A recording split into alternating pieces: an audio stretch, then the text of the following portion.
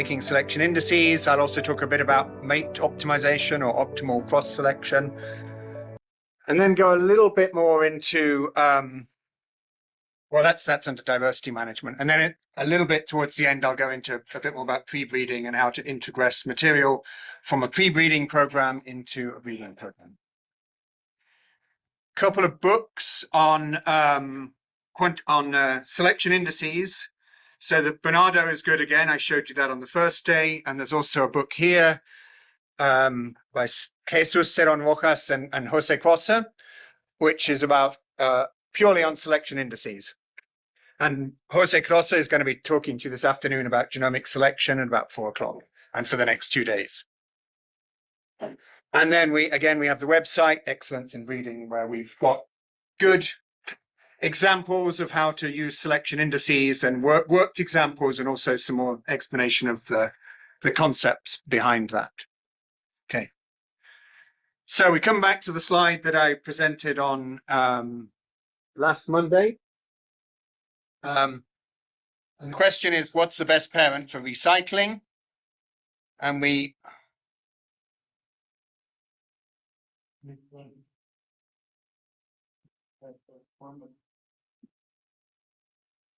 next.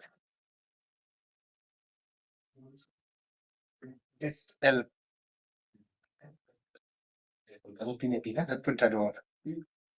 No está en función. Funciona. No. No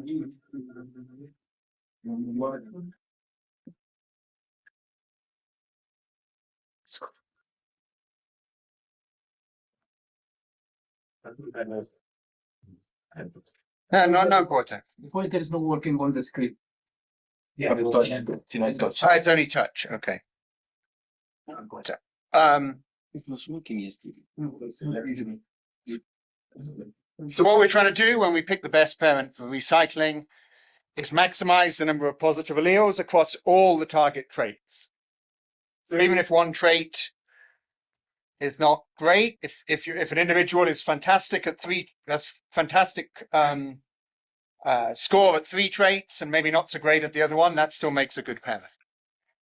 So yeah, like I said, you can be below. A good parent could be below the threshold for a particular trait, but still have really good genes at other traits.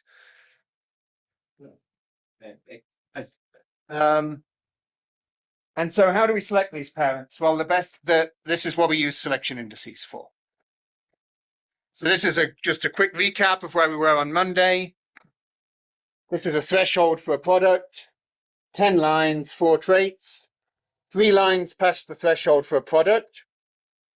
But these 2 lines here were really good, each really good at 3 traits. So this one had a very high score at trait 1, 2, and reasonable, and 4. Yeah. And this one was good at, really good at 3, the best at 4, and pretty good at 1 and 2.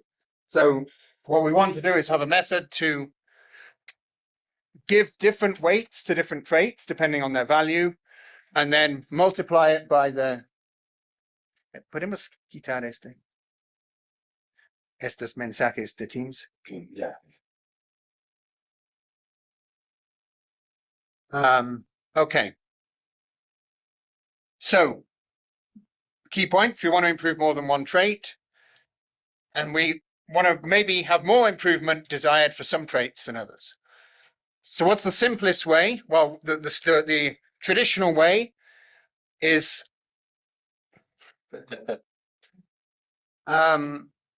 visual selection of the lines with the highest all-round performance. So in your mind as a breeder, you're weighing all those traits in your head to get a balance. But with all due respect, any breeder who has all the genetic correlations in their brain for 7 traits, balances the weights, or understands, has the heritability. You got to have the heritabilities, the weights, and the correlations between the traits, and balance that all. And obviously, for years, breeders have done a fantastic job of that. But it would be better to make it more objective. Just basically, selection indices are a way of making that more transparent, clear, and probably more accurate, because you can actually get the quantitative measures of those traits. So when you're weighting the traits, here's the mental weighting of traits. This is a very simple example. You've got 4 lines. You've got brown, green, big, small. You pick the big green one. Okay. Then we have more traditional breeding with independent culling. So you select on both traits with a threshold. So first of all, you might say, well, I want the ones, I'm going to take yield as my first choice. I'll take the big guys. And then within those group of high yielding lines, I'll pick the green ones. It doesn't have to be sequential. It can be at the same time, but you're still doing independent culling.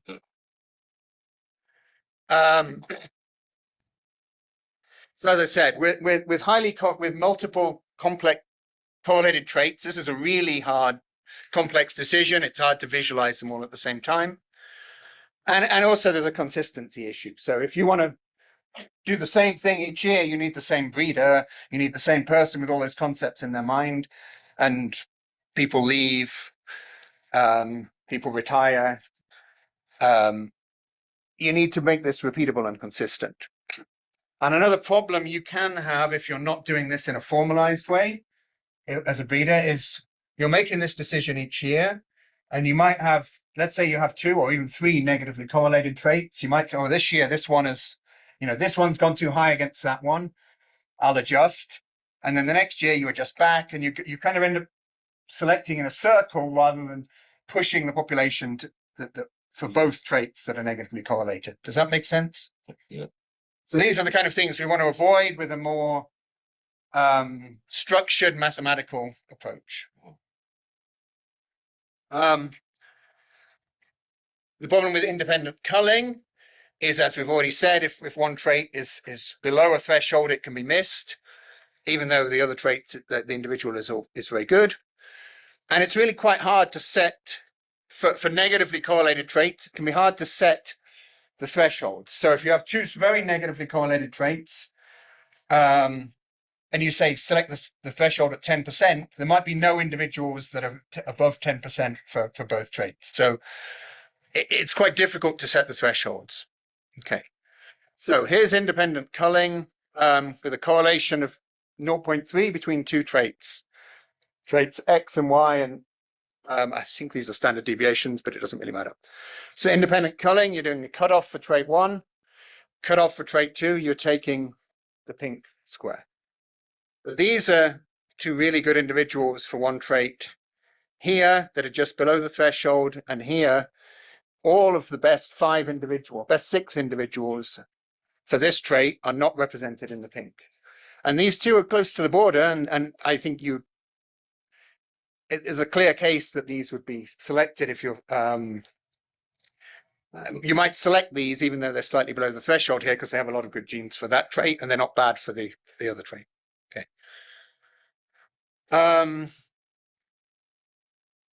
Okay.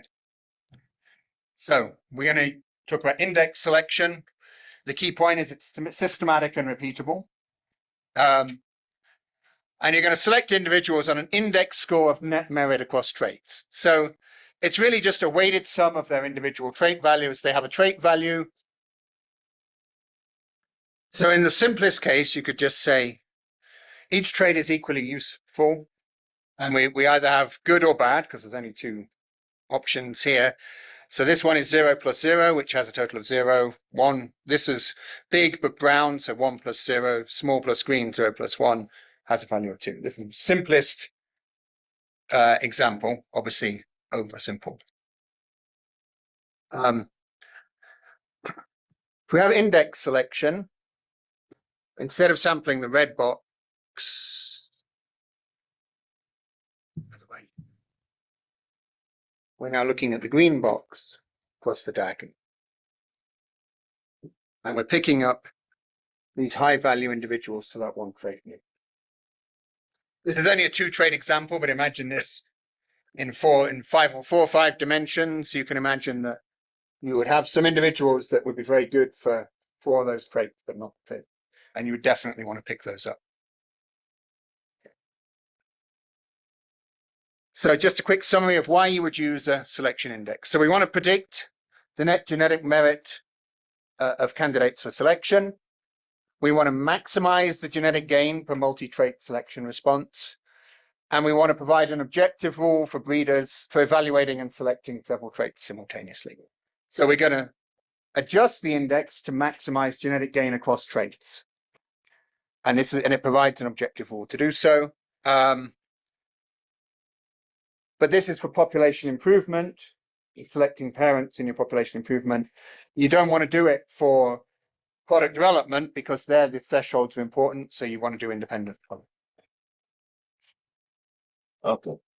This is when you run the selection index and you select the individual as you have shown on the previous slide, and before you decided which parent to be crossed with which parent, and you still tend to not give let's say you can be one parent have a higher score in index score, but when you look at across the trait, you can see that there is one trait is not doing better on that trait, let's say disease or panicle landform.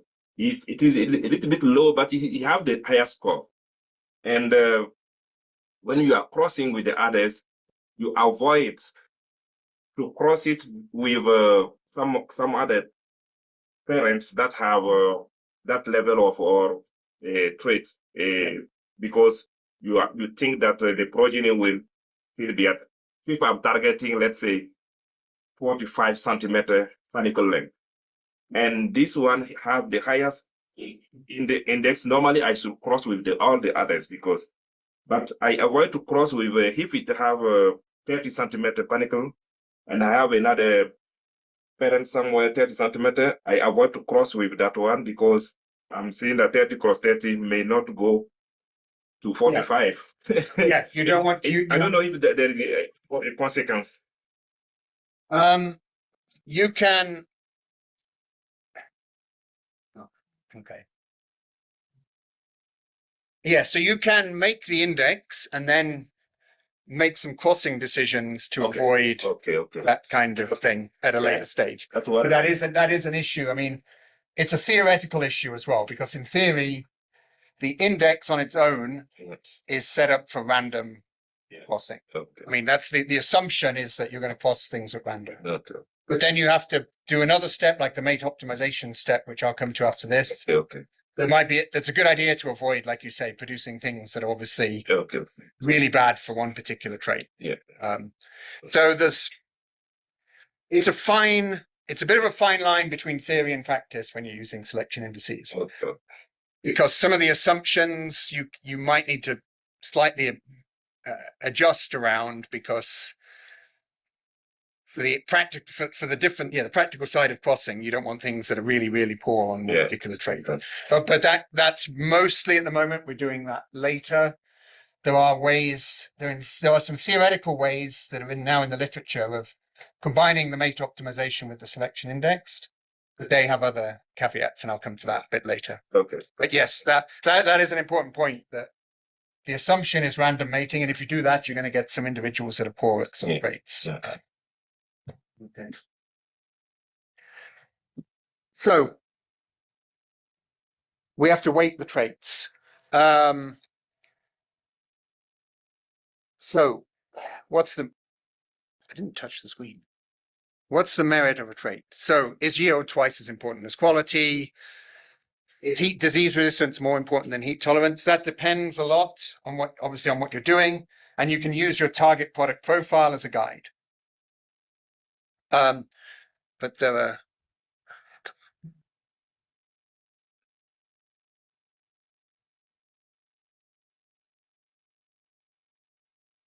Yes. He took a picture and they are trying to resolve it. okay. Yes, cancel button there. Yes. That's not.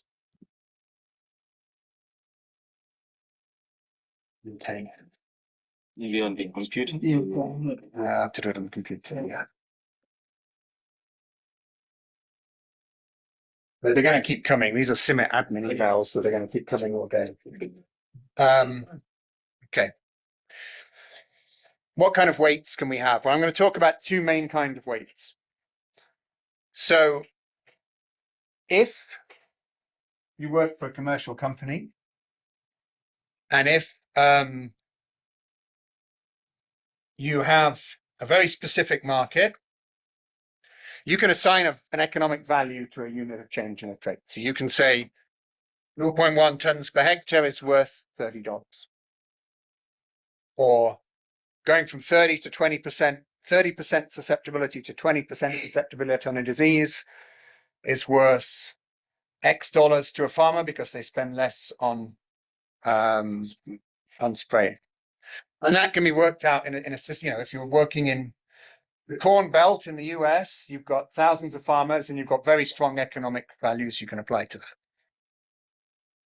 And in some ways, this is the optimum strategy, but it doesn't necessarily work where you can't quantify everything economically. And your companies that do this, some of them employ outsourced companies that only do, like Abacus Bio, they only do selection index calculations for commercial companies, and the commercial company is paying $1 million or whatever per year to do that. Queremos un minuto? Sí. So that might not be optimum if you're running a small breeding program in Africa. That's not going to work so well. And it also really isn't optimum for CG breeding programs because maybe we can quantify some things, but we can't. Our mission isn't to make the most money; it's to help poorer farmers have better products. So another way we can approach this is that you have TPPs, and your TPP has a target. And some of those targets vary. The target might be, I need to keep disease resistance below 20%. The target could be, I need to raise quality by up to this particular level. But you have targets in a TPP, and certainly all CG programs should now have target product profiles. So one way you can do this, you say, well, this is where our population is now. These are the targets. And that's your desired gain, which is what this is what I need to do to move my population from where it is now to reach those targets. So my desired gain, if I want a yield of 5 tons per hectare, my population's at 4, I need 1 ton per hectare increase. And the way it's calculated is on standard deviations, but basically I need to move 1 ton per hectare. There are when I go through an example from this, you can make it's a bit more nuanced because you've got your target and how to reach it, but also when you start quantifying the correlations between traits, you might want to adjust your targets because some things are more difficult to achieve, but there are ways of doing that. So this is basically target product profile and breeder-led. This is going to be fairly breeder-led, but economic values are going to be applied.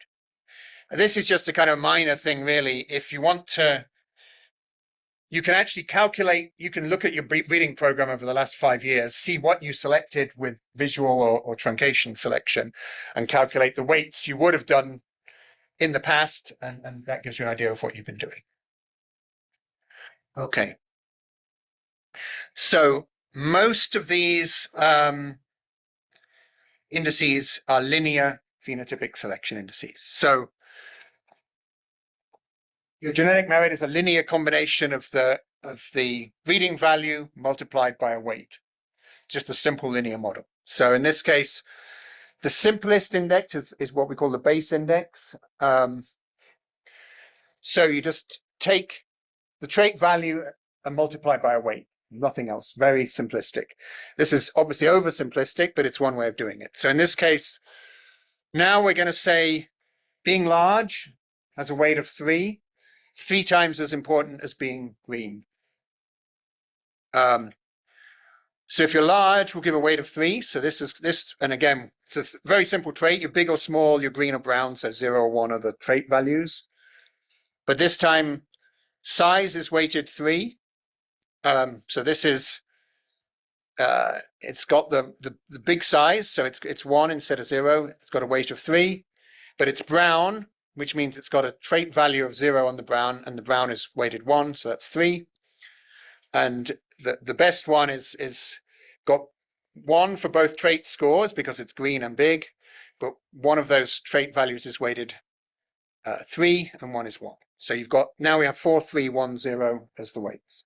But this again is obviously too simplistic, but this is the most basic model you could have.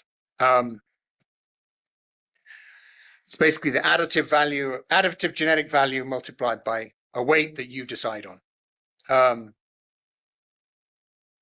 All of these linear phenotypic selection indices can be used with just phenotypic data, but you can also do all of them with GVVs calculated from genomic in genomic selection. So you can do, doesn't matter whether you're using phenotype or genotype data, you can put it through the index.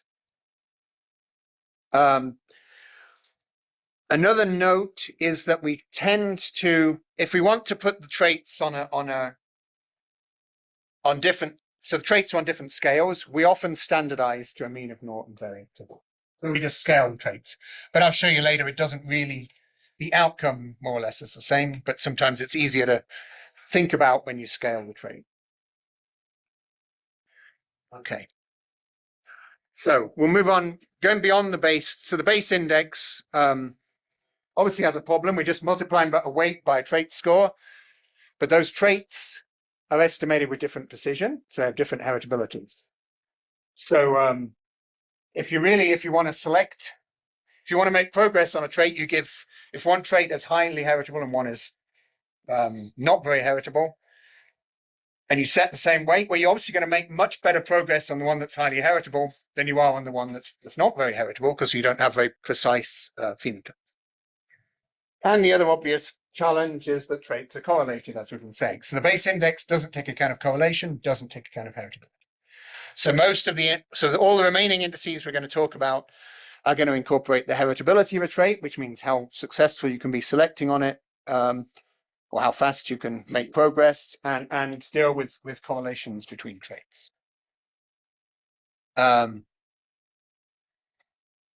And so what you're doing is you're adjusting the economic weights to count for the differing amount of reliable information between traits. So we're adjusting the phenotypic data using heritabilities and genetic correlations, essentially.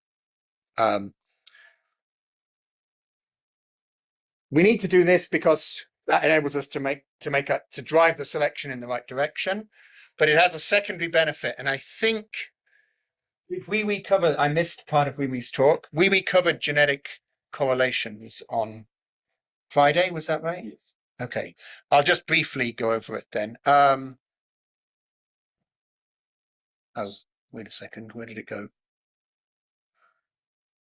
Yeah, so I'll do a brief review of the genotypic and phenotypic correlations, but assume we mostly did this. So your phenotypic correlation between traits is a combination of your additive genetic correlation and an environmental correlation. So just like the heritabilities are, your phenotypic correlation is a combination of genetic and environmental. We can do the maths of this, so you can see that all what components are involved. And if you rearrange in terms of heritability, you see that the additive genetic component has got the accuracy of measurement of both traits. So we've incorporated accuracy, and we've incorporated the standard deviation of the phenotypic variance. So this is the additive component here. So it has the correlation between the traits, the additive genetic correlation between traits, the accuracy, the square root of the heritability, and the phenotypic variance. So all three of them are going to affect the correlation. And for the environment effects, you've got, so X and Y are the two traits. You've got the heritability and the standard deviation again in there. Okay. Why are things genetically correlated? Basically, two reasons: linkage and pleiotropy. Everyone clear on that? I'm emphasizing it because they can be different quite often. So this is an example from it was a association mapping panel that was done across 3 countries with a focus in the UK. I was working on this for a while. It's a while ago now. So it's French, German, and UK winter wheat varieties in a panel combined. So we have a mixture of germplasm from 3 countries, and then they've been grown in 3 countries as well. And the point here, so this is the environmental correlation. This is the, the genetic correlation. So if we'd only looked at the phenotypic correlation, we get both combined. But if you break it up into environment and genetic, basically the genetic correlation between yield and height is negative in all trials except this one where it's weakly negative, and average is about minus 0.2. So that's a well-known relationship in wheat, that the short lines are higher yielding. Most people who work on wheat know that. But the environmental correlation is different. So in 3 cases, it's positive and the others more or less 0. And the average is 0.2. That's because in any one particular field, the taller plants are higher yielding. So the genetic component is negative. The environmental component is positive. And particularly in the UK, where we often have, we have to use plant growth regulators to keep the size down, you can have these opposite correlation. Okay. Sorry. The genetic correlation for plant height and yield is negative, right? Yeah. So that means the taller the plant, the lower the yield. Yes, because they're investing. There's variation at certain genes in wheat for the RHT genes that affect the investment. They're fairly large effects. So it's whether the plant is investing in biomass or the inflorescence. Or the inflorescence, yeah. And there are genes clearly underlying that are well known. But actually, within a field here, the bigger plants might have done better. But it's context dependent.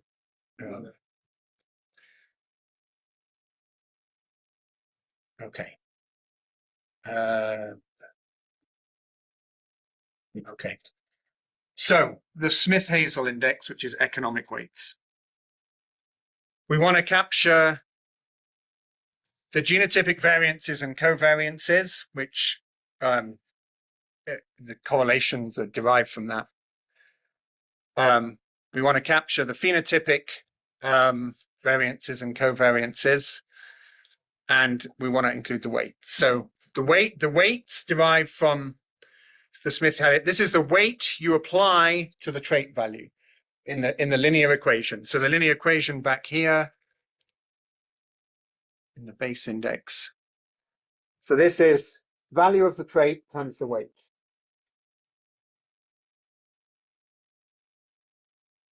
This B is that weight in the linear equation. But what it consists of is we need the phenotypic variance and covariance among the traits, the genotypic variance and covariance among traits. These are matrices. One is inverted. And we multiply the vector of economic weights. So we have 2 kinds of weights here. We have the weight we apply, and we have the economic weights are still calculated based on economic value, but we've adjusted them to take account of the heritabilities and correlations between traits basically adjusted them by the phenotypic and genotypic variance covariance matrix, so that now we're not just working on the pure economic values, but translating that through what we can actually achieve, because traits are correlated and traits have different heritabilities.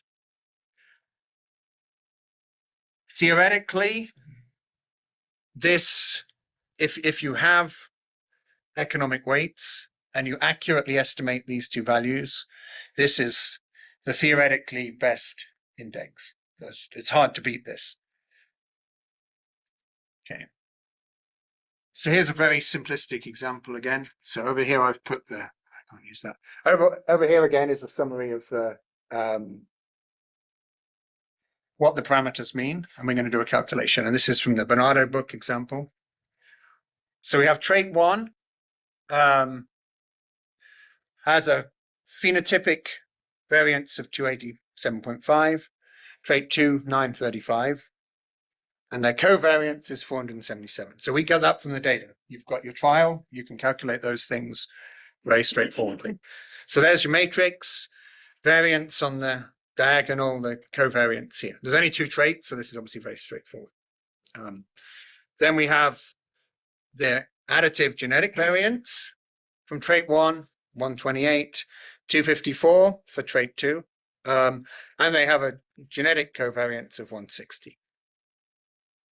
And we decided that trait 1 has got a weight of 1, and trait 2. So these, what matters about the weights is just their relative size. So trait 2 is 60% as important as trait 1 economically, or when you multiply that trait 2 by 0.6, you versus trait 1 of 1, you get the economic value you need. So you just do this matrix algebra here. You get your values 1.49 minus 0.42. So now your selection index I is going to be the B's, the weight on the first trait times the value of that trait in that individual. So your index is per individual. So now your individual has a value Y for trait 1, multiplied by 1.49. Your individual has a value for trait 2, and you multiply that by minus 0.42, and you have your index. So I haven't put the trait values here, but the trait values, could be whatever they are for that trait.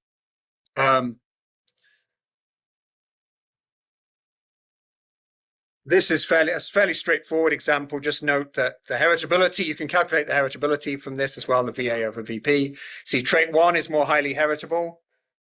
They're strongly correlated. So that if you convert these two matrices, if you convert this into correlations, the phenotypic correlation was 0.92, the genetic correlation was 0.89.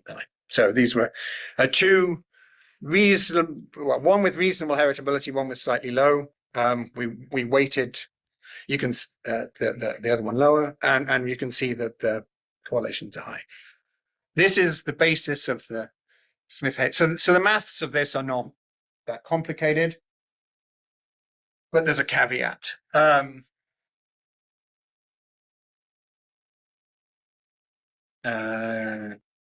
Okay, I already covered this.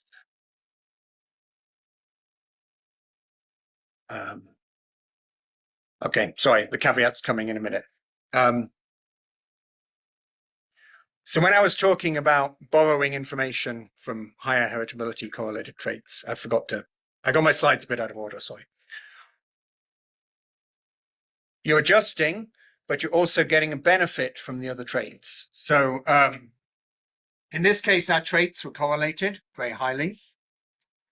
So if you have a trait that's really got a low heritability and a trait that's got a high heritability, but they're highly correlated, in the same way that when you're doing genomic prediction, you're borrowing information from relatives, here you can borrow information from the other trait because they're correlated and one has high heritability. So if 2 traits are 0.9 correlated and one of them has low accuracy, like the heritability is 0.2, but the other one has a heritability of 0.9, you can use the information from the 0.9 to give you information on the other trait. So there's an extra benefit of using this approach. And this is basically when we're talking about correlated response to selection. Has anybody covered that so far? Did we cover this as well? Okay. So you can measure the response of trait Y to selection on trait X. So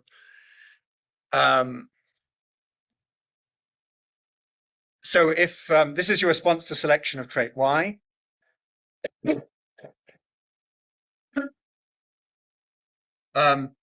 you've got the direct response, but you can multiply it by the regression of Y on X. So what it comes down to is your response of Y is the response of X times the covariance, the genetic covariance over the variance.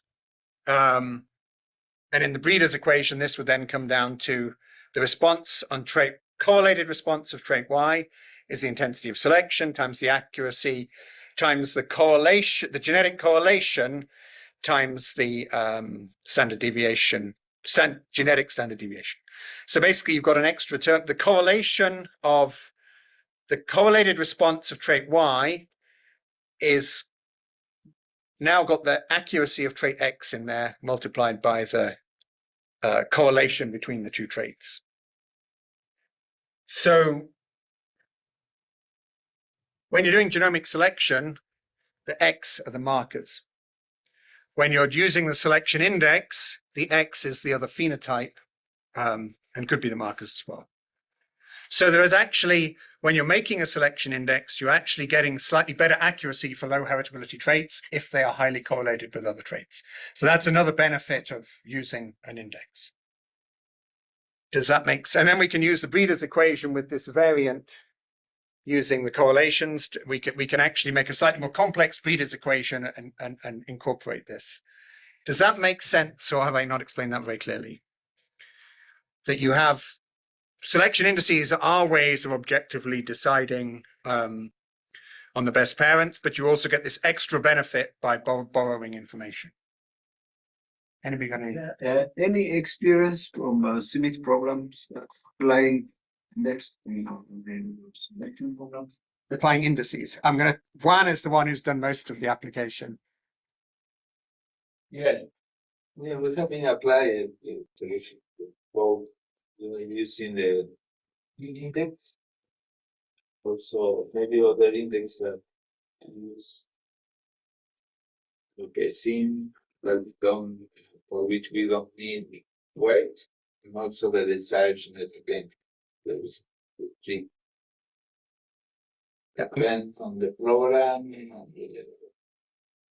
What are the parameters that are commonly used for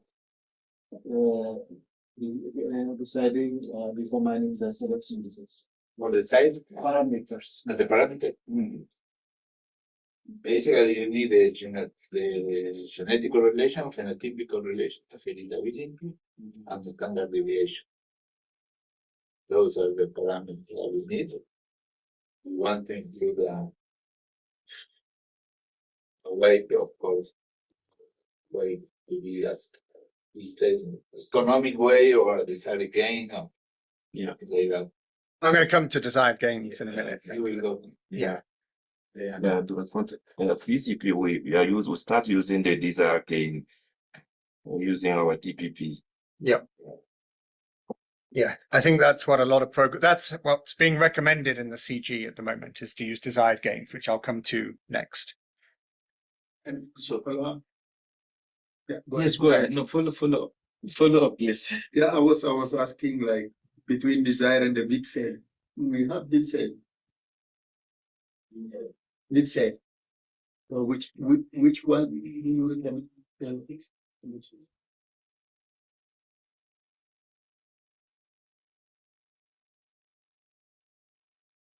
That's a very difficult question because usually what my first thought is that we don't need to calculate one selection index. Maybe 2 or 3 different ones, even with the same with different economic weights. And then based on this, you can make a decision. All this imply more work. Then probably could be more complex.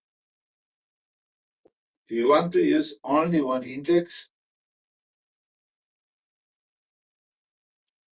the size selection index, so you can think more easy in the way in which you code. You have your target product, and you see how much far away are you of your target, and then about considering this distance, you can assign a weight. They are far away, maybe you want to assign more weight than others. In other cases, not so simple. And then maybe if you want, there are indexes in which you don't need any economic weight. You can use a simple index. So as a Then not so simple, but not so simple index, yeah. but you can use that. What stage of the testing are you applying index? Like early stage selection or Early stage. Yeah, whenever the stage you select the parents, because that's what it's for. So, I mean, as a general description. I'll come back. I was going to come back to this at the end of how you make the decision. But just to give a bit of idea. So depending on whether you're in a commercial company or CGIR or whatever. So you have different indices you can use with different assumptions. You can evaluate not just different assumptions, but you can also change the weights. So if you're going to, let's say you want to use one index for now, you will have your TPP, maybe you make a decision on the index, you run the index, then you look at the results and you say, well, I think actually I need to adjust this. I need to adjust something here. This isn't working out how I expected it to work out. You might want to understand why it's not working out expected. You might adjust it, run the index again. Or you might say, I've run two different indices and then you evaluate how you think they worked and you choose one. Then you have a bit more flexibility at the end as well. Probably this is what sort of commercial companies do. So you might run 2 or 3 iterations of an index till you're happy with it. And then you may also, when you've got that, you've got your top 20 plants, say if you're selecting 20 parents, and you may say, well, I'm going to go with the index, and as long as I go with most of the index, I'll get the optimal approach I like. But you might say, plant 21 on the list has some things I really need and 20 doesn't. So you can play around with the borders. So it's not, there's an experimental side to it, but in general, you want to follow, my view is you need to follow the philosophy of what the index is an optimization procedure. And you probably want to go with one optimization that's clear and transparent in what you did in the end, rather than pick and choose 2. But that doesn't mean you can't, in the process, compare to indices and say, I think this one is going more in the direction I want. This is what I'm looking for. Does that make sense? So I prefer not to, you don't merge the data from 2 indices, but you can run 2 indices and then decide which one you want to go with, because they're an optimization process. So if you merge 2 optimizations, you're probably going to get something that's suboptimal compared to both. So, but there is an experimental part of this, and I'll explain for the desired gains. I'll show you the experimental part later in this talk. Okay.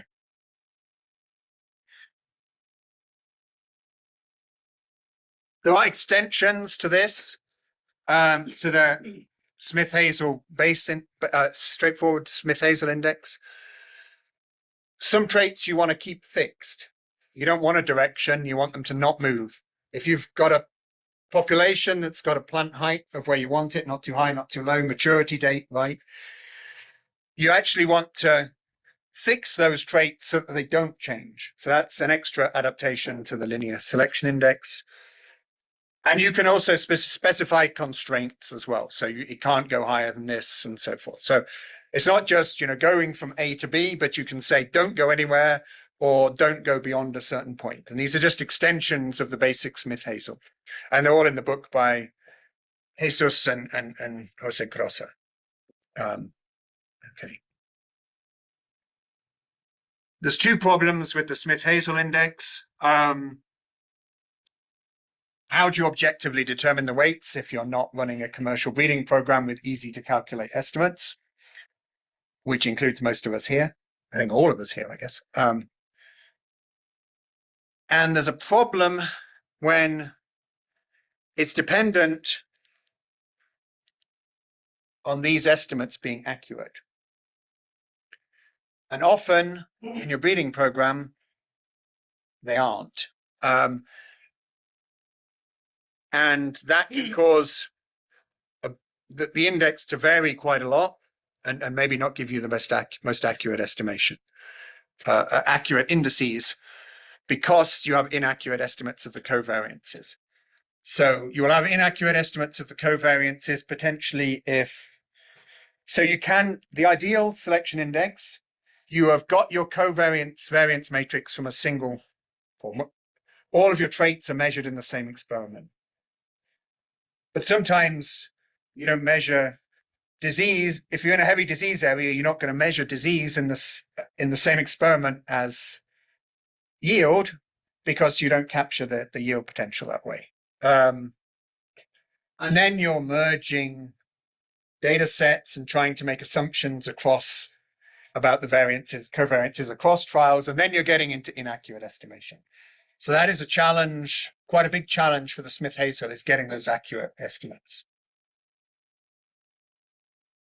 Okay. So the alternative, the main alternative here is desired gains. So you set the weights in desired gains per trait. So which can come from your target product profile. Like I said, your target is 5 tons per hectare. Your population's at 4. I want to increase by 1. My quality needs to be kept between 10 and 12. So my protein levels need to be kept between 10 and 12%, but that is negatively correlated with yield. So I need to set that to stay between 10 and 12. So that can be a 0 target. Or, yeah, I want disease to be at below 20%. It's currently at 30. I need to have average 10% reduction in disease susceptibility. I'm not going to go into too much details of the maths, but there's a difference from the Smith-Hazel. So here, there's no P. It's only you only need the genetic variance covariance matrix and your selection, and D is the desired gain. So the weights, basically the differences. This is the same genetic variance covariance matrix as in the Smith-Hazel, but now you don't use the phenotypic variance covariance. Okay. Same trait as before. 120, exactly the same values. So 160, the genetic variance is 128.7 for trait 1, 254.6 for trait 2. Covariance is 160. And now we're saying we desire a gain of 34 for trait 1 and 12 for trait 2, because now we're talking about the actual phenotype. And we get weights out of that of 0.96 and minus 0.56. They're similar to before, but instead of setting an economic value on the traits, we've set a target of how much we want to gain.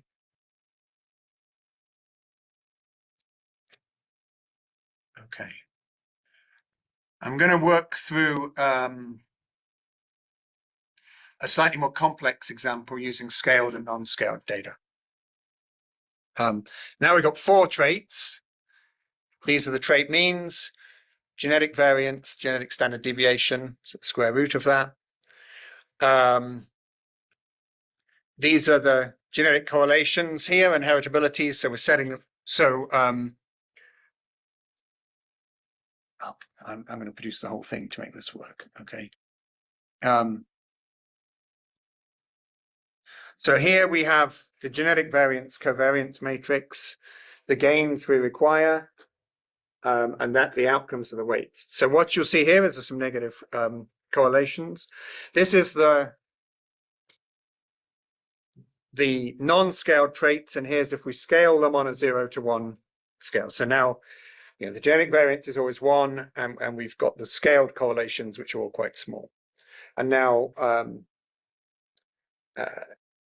what you see is you get, you get different weights from the scaled and non-scaled. Obviously, the non-scaled weights cover a wider range, and this is very narrow here. But you end up, this was done in there's some rounding errors, but basically you get roughly the same weights from scaling or not scaling. You just have to convert them back out at the end. But it's same idea. So I'm going to stop a sec to talk about some of the assumptions here. So the desired gain index isn't including the phenotypic covariance. Now, the assumption is that the genetic covariance will drive it in the same direction. And we've gone back and forth, as Juan will attest in CG, about the theory behind this.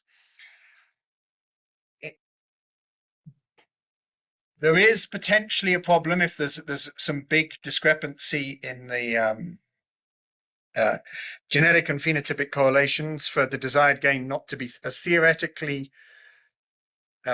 justifiable as the Smith-Hazel. But we know you can convert between desired gains and Smith-Hazel. So if you, theoretically, you can take your desired gains, convert them into economic values, and then run a simulation with Smith-Hazel and a simulation with desired gain. And you usually, in most normal breeding situations, the simulations give the same outcome. So desired gains is not as theoretically ideal as the economic index, but we think that in most normal breeding situations, it will give as good an approach and you don't have to calculate economic weight. So I'm going to work you through a real example now. This is in the CIMMYT Latin American maize breeding population. So this is the first step in your index. What traits are you going to include? Well, we're going to recycle at stage 2. So here we have all the traits that are measured. We're going to recycle at stage 2, where we have 8 traits. And these traits are yield, 2 lodging traits, plant height and grain moisture, and test weight and 2 diseases. Okay. So, quick question. How many traits should we include in the index?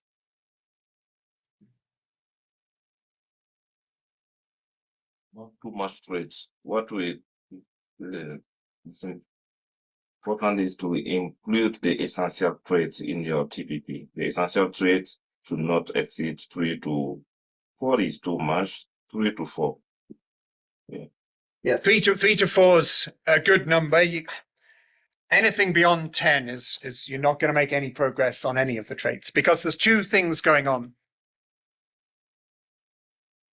If you have uncorrelated traits, the selection response in any particular trait is going to be 1 over the square root of the number of traits, as large as selection on one trait alone. So every time you add a trait and you have the same population size, you can make the population bigger and spend more money. But if you have the same population, every trait you add to the index, the less progress you can make on any other trait, because every other trait is constrained then.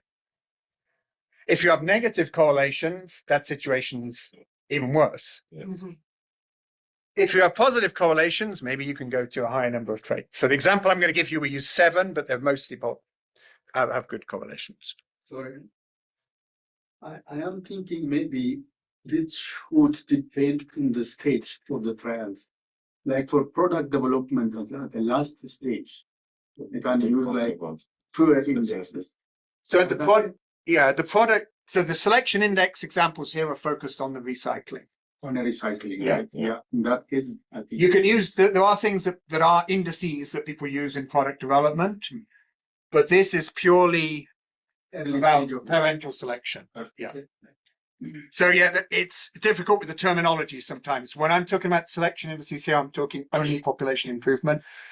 But I realize even when you're using truncation selection and late stage product development, you do use an index sometimes that of some kind, but that's, yeah, we're not going to use that here.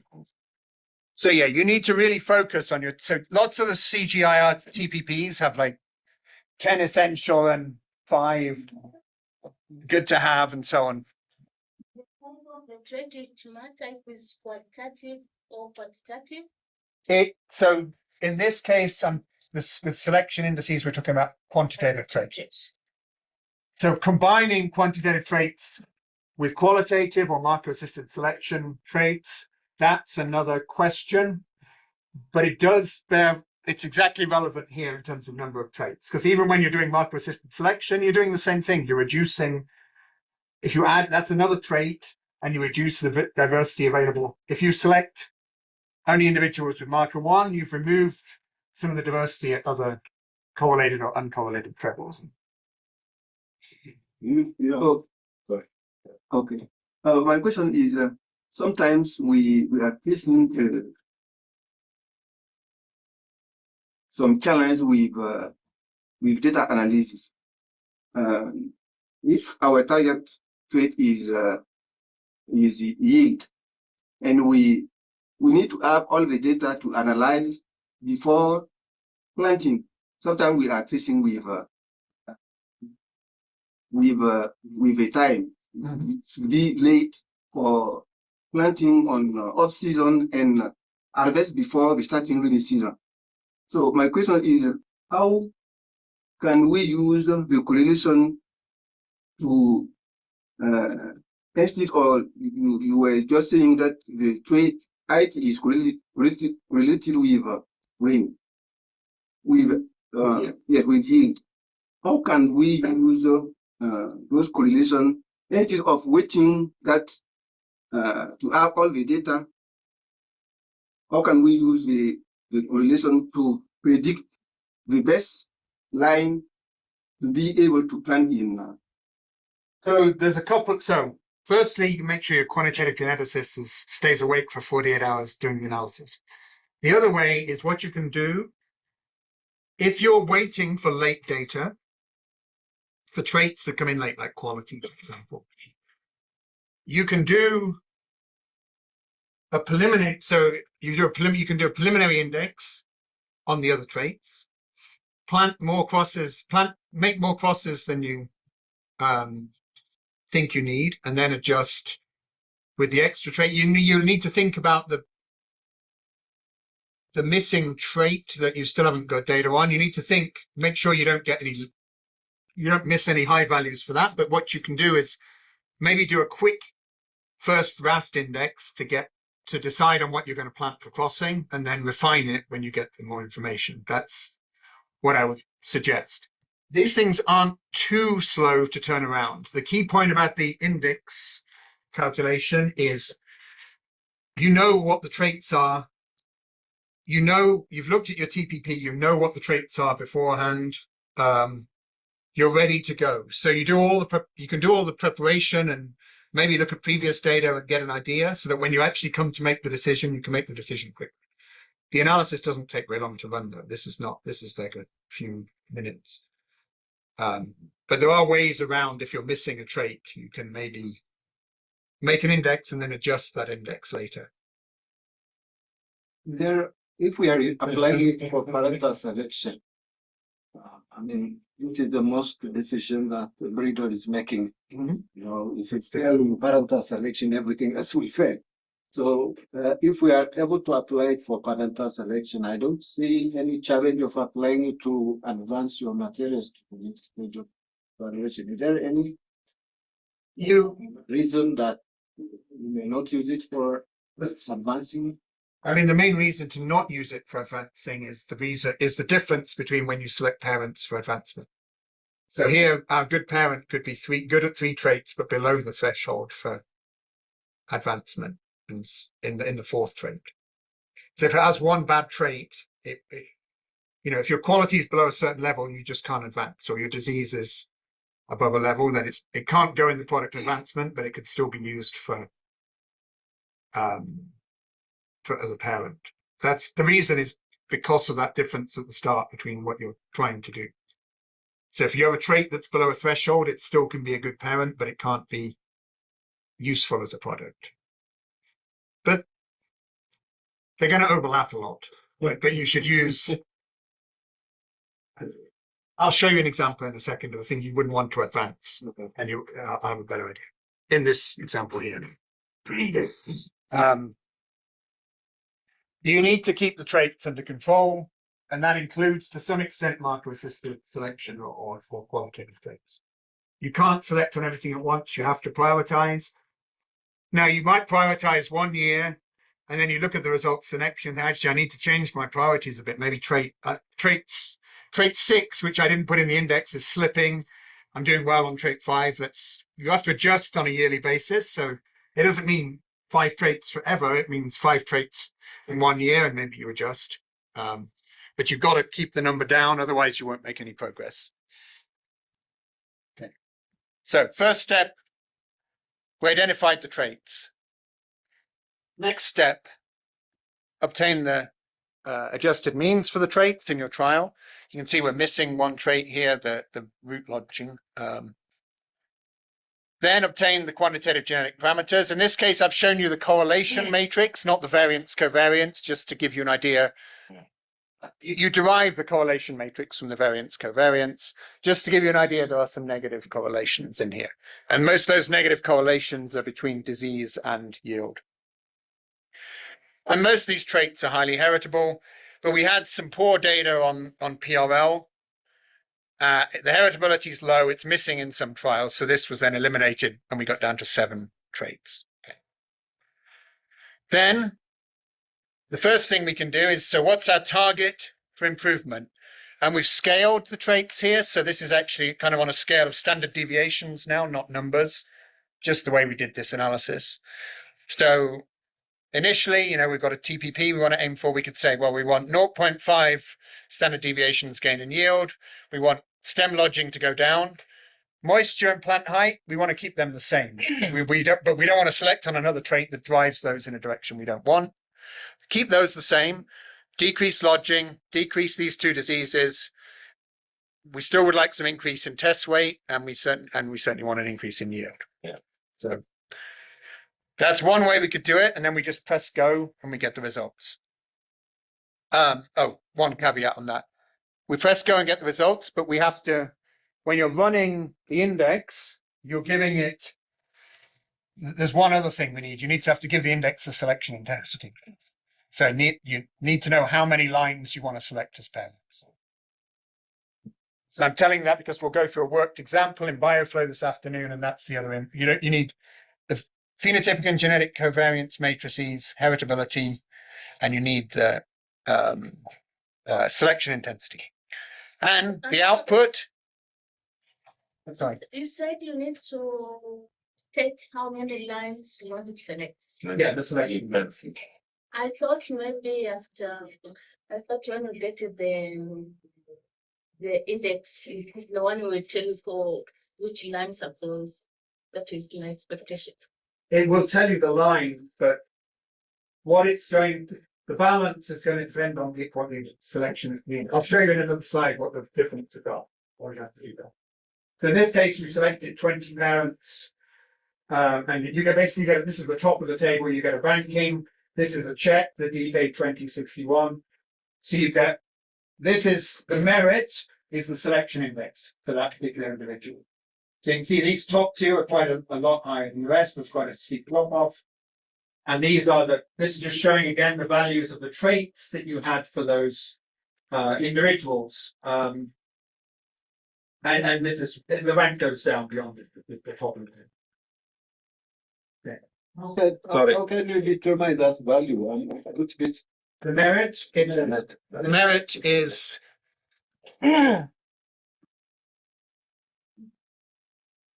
the B, is the sorry, where's the calculation? The merit is the index, which is the weight that we calculated times the trait value for each, added together for each trait. So this is the genetic merit. So we got the B's here are calculated by taking an economic weight multiplying by the 2 matrices, genotypic and phenotypic covariance, gives you the weight.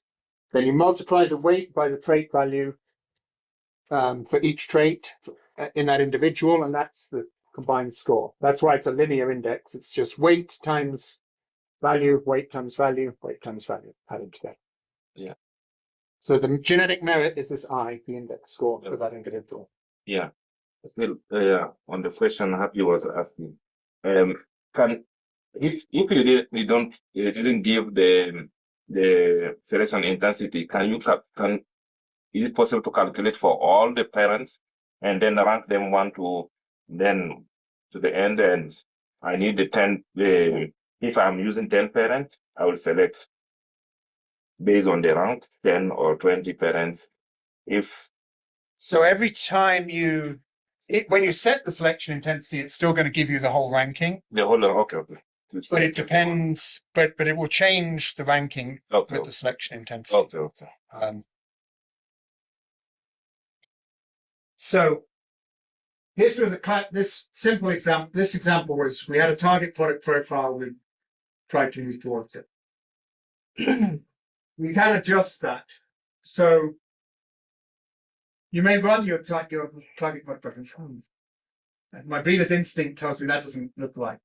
What's going on here? Maybe I didn't realize just how negatively correlated these traits are and how difficult it is to select them both. Or maybe actually these things aren't as negatively correlated as I thought, and I'm doing better. So you can, for the desired gains, there's this software called Desire.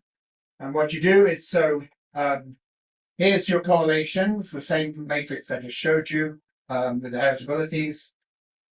And what you can do is, the blue lines here show within your population the most change you can make. Now, this is in standard deviations.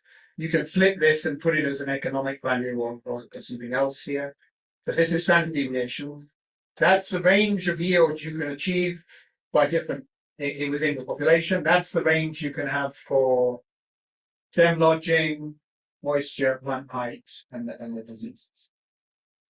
And what you can do in this software is you take these red bars and you move yield up, and because the correlations are all in here, you might move yield up, and some of these other ones will all change. So then you can say, well, I put in my TPP at the start, but I don't like the results. I'm going to see what I could actually, if I might need to adjust my TPE based on what the correlations actually are.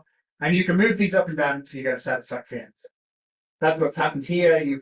The green is indicating that somebody's fixed it. So you can see in moisture and plant height, we're trying not to change much. So we've taken a little bit of a hit on moisture that isn't so bad, probably in order to get some gains elsewhere. So we haven't kept it at exactly the same level the population started at, but we're close enough. Made some progress on the two diseases by making them go down and then yield going up. We balance that out. So there are ways to adjust the targets. And in theory, for the economic, if you're using economic weights, you can also make adjustments as well. But if you spend £1 million on a commercial company to give you the weight, you probably don't want to. They will do that work for you. So you can make adjustments, run the index again, satisfied. We get the output of these ranks. And here I just want to illustrate a couple of points. This is a nice data set for illustrating how we. Can everybody see the highest yielding line? Yes. Yeah, exactly. Around mid. Yeah. Yeah. So this was the number 8, I guess. Yeah. Because usually So So that's a column. Which one is the index? the index. Oh, Yeah, to make that clear, this is the index here. mhm. And that's the rank based on the index. So you can see that the highest index is 1.91, the 20th is 0.7, and there's a long tail here of about 7.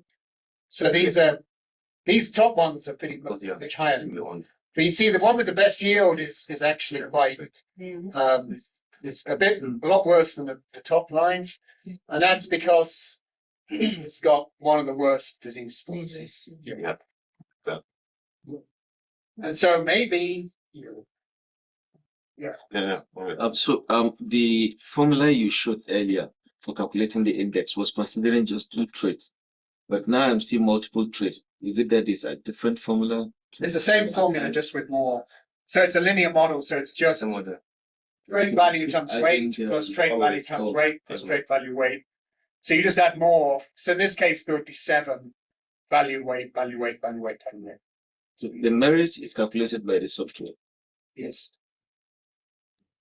Yeah, it's the I'll just Sorry, Kid. There's a statement you said to say your selection intensity will also determine the rank. I'll show you in a sec how that works. Yeah, so this here would just be weight, value, weight, value, weight, value, weight, value. And this matrix, instead of only having 2, You open it. it would be 3 by 3 or 4 by 4 or 5 by 5. But it's the same principle. You're adjusting some value you put on, either economic or target product profile, you're adjusting by the phenotypic variance and genotypic covariance matrices to get a new weight, and then you're multiplying that weight by the value of the trait for these linear indices. So your question, I'll come back to the selection intensity in a minute. I'm getting moving. Okay. So we had this individual, maybe this disease is too high, you wouldn't even select this as a product. Yeah. But it's got really fantastic. It's the best yield. So you want the thing with the best yield in the parent, probably. But it doesn't matter. What's more interesting is here, if you were developing a project, the fourth highest rank of the index gives you something with a really bad yield. Or really bad, I mean, but it's way worse than what you could do. You probably wouldn't want that. That would not probably meet a threshold for being used as a product. But it's twice as resistant to the disease as everything else. So you want that in the population, even though the. Let's see. Yeah. Because disease, if you go back here, disease was quite important to push the disease down. Because disease is going to have a reasonably large weight. It's the GLSN. So it came fourth, even though its yield is appalling. Not appalling, but it's not great. And you wouldn't have picked it as a product. This is where the value of the index comes in. Quantified. Really, you're doing this in your head across all 7 traits if you're doing visual. So, a traditional selection, but this really quantifies it and makes it a lot clearer. And your decision making, you know why you made the decision.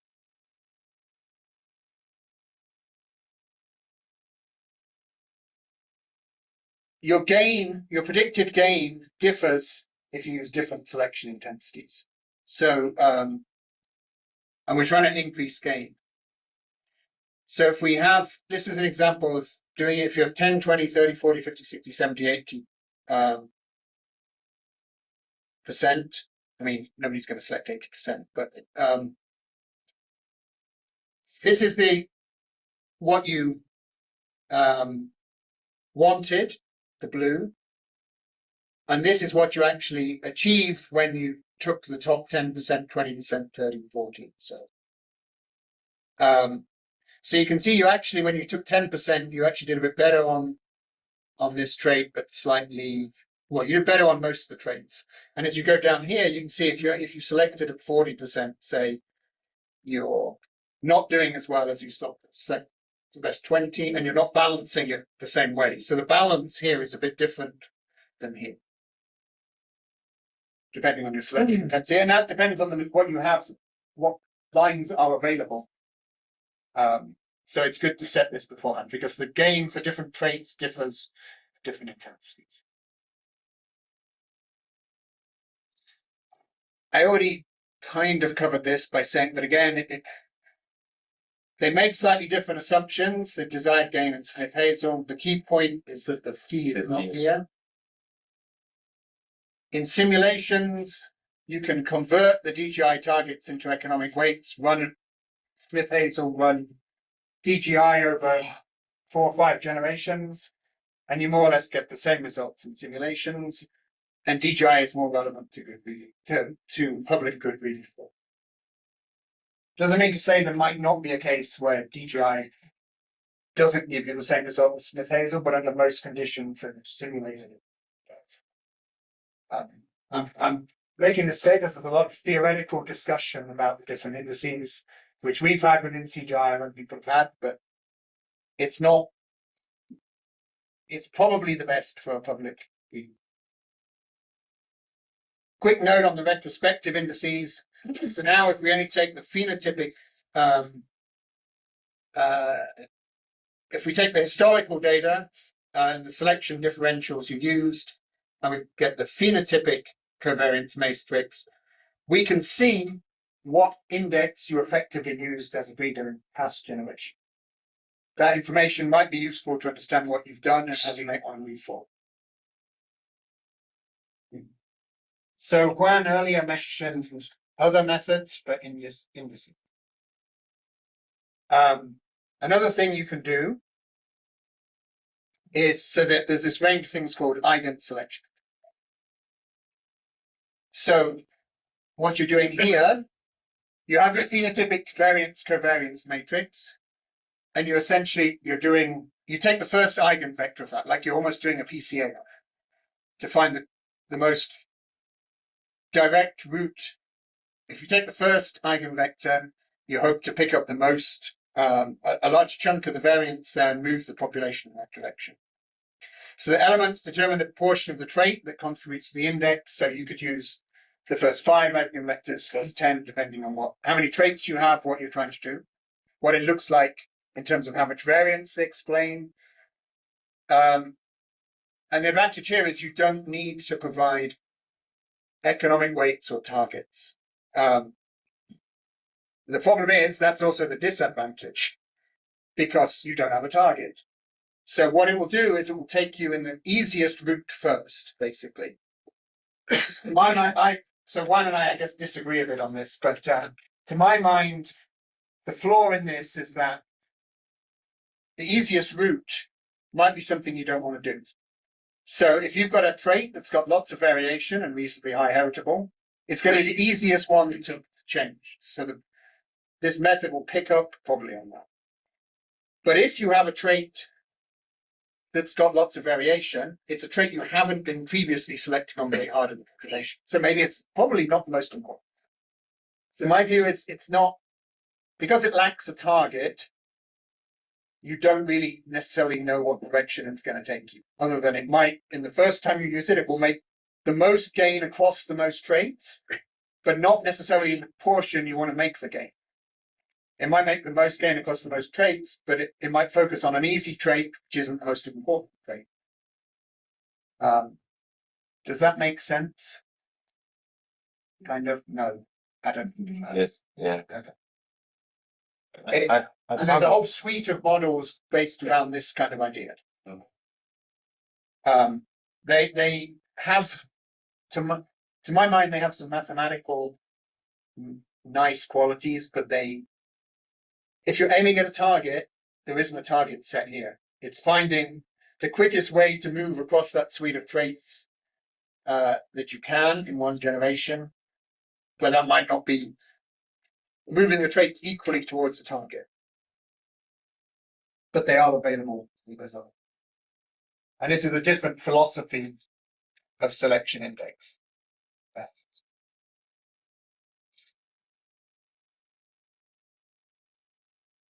Okay. So take-home messages. I think it's easier in a CG or a NAS program to focus on desired gains than economic weights.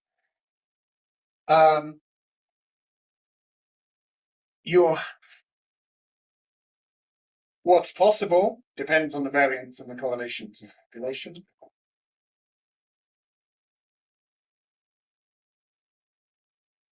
You want to focus on the most important traits. Putting all your traits in is going to be counterproductive. Focus on the key essential traits to drive the index forward, to drive the population forward.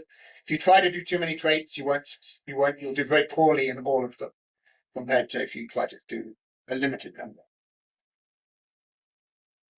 The weights that we're using here, there's kind of 2 levels of weight. There's the economic weight or the desired gain target. And then there are the weights that you calculate by adjusting for phenotype.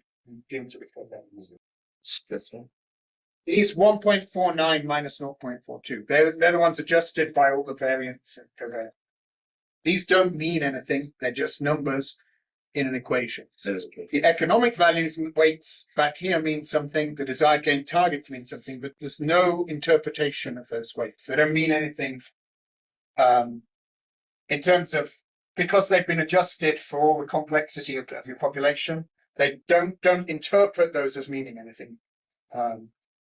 They're just a step in the equation. So just sorry, because I missed this question.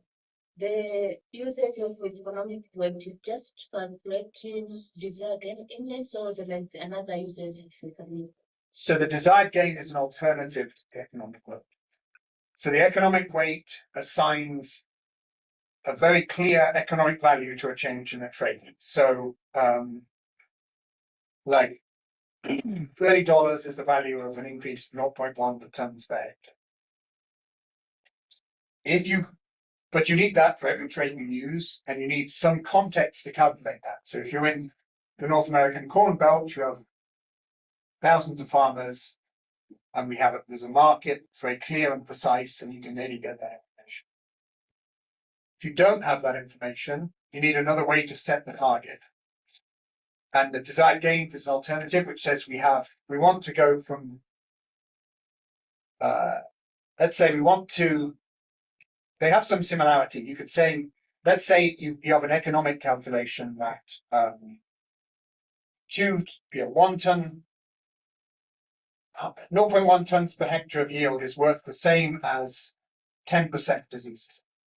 Then you've got that on an economic basis. But you can also say, my population has a yield of 4 tons per hectare. I want to get to 5. And my population has a disease susceptibility to 30%. I want to get to 20%. And that's more or less saying the same thing. I want to move it 1 ton per hectare on yield or minus 10 that, but I haven't got an economic value to apply to that, but I know what I want to achieve. And those are alternative strategies. I made it a bit more complicated when I was talking about simulations, because because the indices are mathematically related, you can in theory turn those desired changes into more or less an economic equivalent. But basically they're slightly different approaches they're both setting targets, but one is the economic weight is more streamlined in the sense that everything is on a dollar value. Whereas in target product profile, it's in how much you want to change each trait, which can be scaled as well. It's how many standard deviations. It means if I'm going to write a policy draft or to talk with a politician, I think that the economic weight will be more valuable. Yeah, that's true. If you're going to talk to a politician, the economic weight's more valuable. Yes. But if you're going to run it, you have to calculate the economic weight. And so what is the value to small farmers in Tanzania of having good varieties which are this year? Yeah, but think about the trait. Think about putting a trait value on it. So I know what traits you use in Groundnut, but the big trait value is Groundnut. That would be hard to put an economic value on in terms of its value term.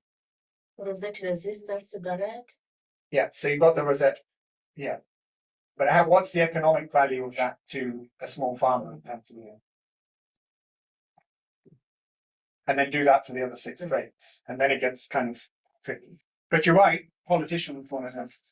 But one thing you could do is you can say, what your targets are, and you could maybe translate that roughly into economic value.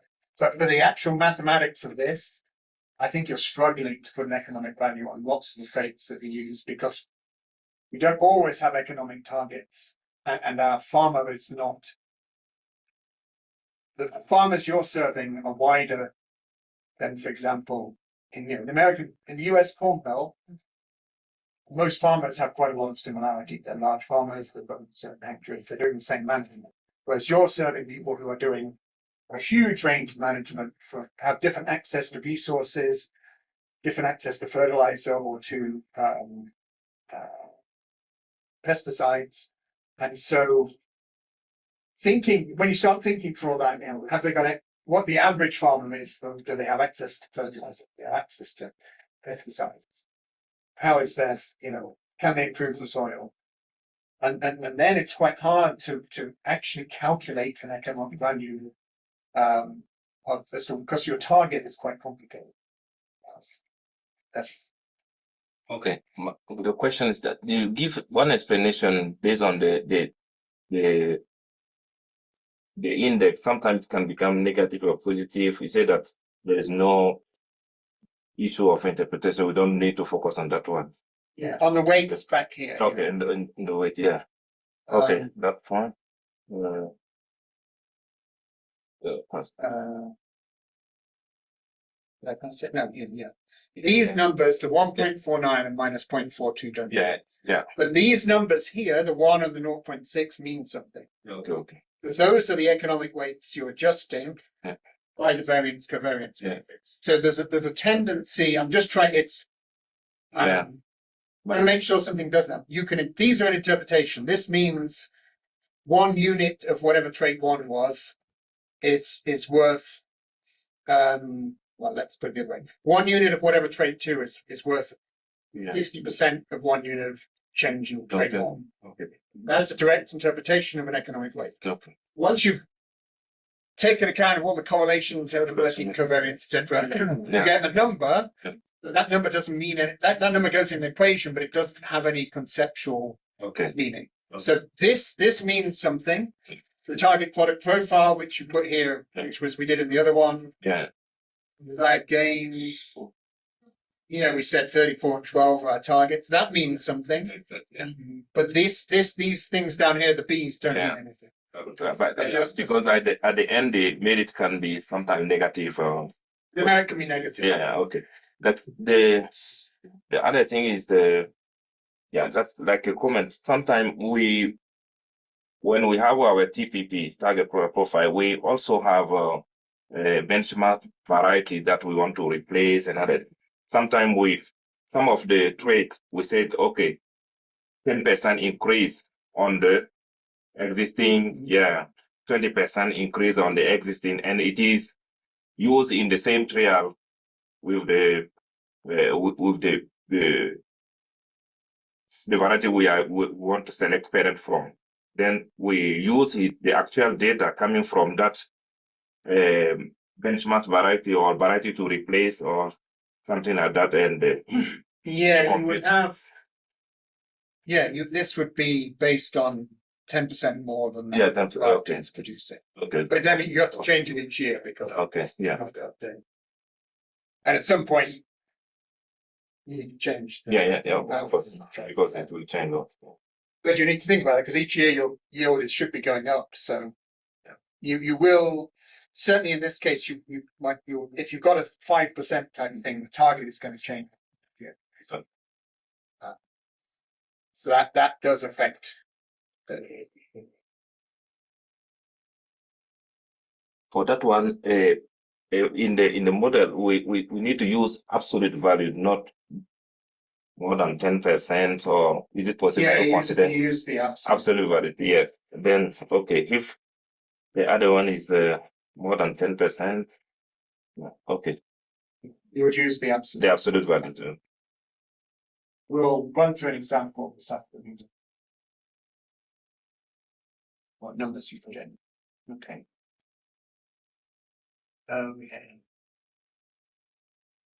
Don't interpret the weights. The variance components are going to change from year to year. So in general, what we've been doing is just recalculating each year, but theoretically you could average over years. So, and final point depends on the selection intensity. We optimize the desired gains in the context of minimal impairments. Okay, that is it for selection indices. I'm going to stop. Any more questions on the selection indices? Also, does anybody know what time it is? 10:30. Yesterday, Fernando talked about quantitative genetic model. And everything we try to do in breeding is based on the principles of quantitative genetics. But some things we can't model very well just because they're too complicated. And so we make assumptions. And so I'll go back briefly here to the desired gains versus Smith-Hazel. And when I send you the slides, I'll flip that instead of one way. We note here that we're only using genetic variance covariance matrix in the desired gains. We're assuming here that actually it's the same as the phenotypic variance measures, which is a big assumption.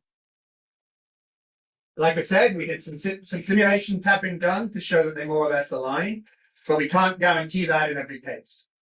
So in order to have an alternative to Smith-Hazel, we can't calculate economic weights. We made a bit of an assumption and we slightly tested whether it works. These are things to think about. Everything else I'm going to say today, I'm going to present some methods for how to balance selection and maintenance of diversity. Most of these methods fall into the same category. They're slightly ad hoc. They've been tested. They seem to have the effect that we're expecting, but as Fernando was saying, they seem to work as models, but maybe they're not the best model. And as we go through the rest of these slides, we'll go into areas where we're less sure, and we have to use more simulations and more testing alternative scenarios without producing that absolutely clear-cut quantitative genetic validation.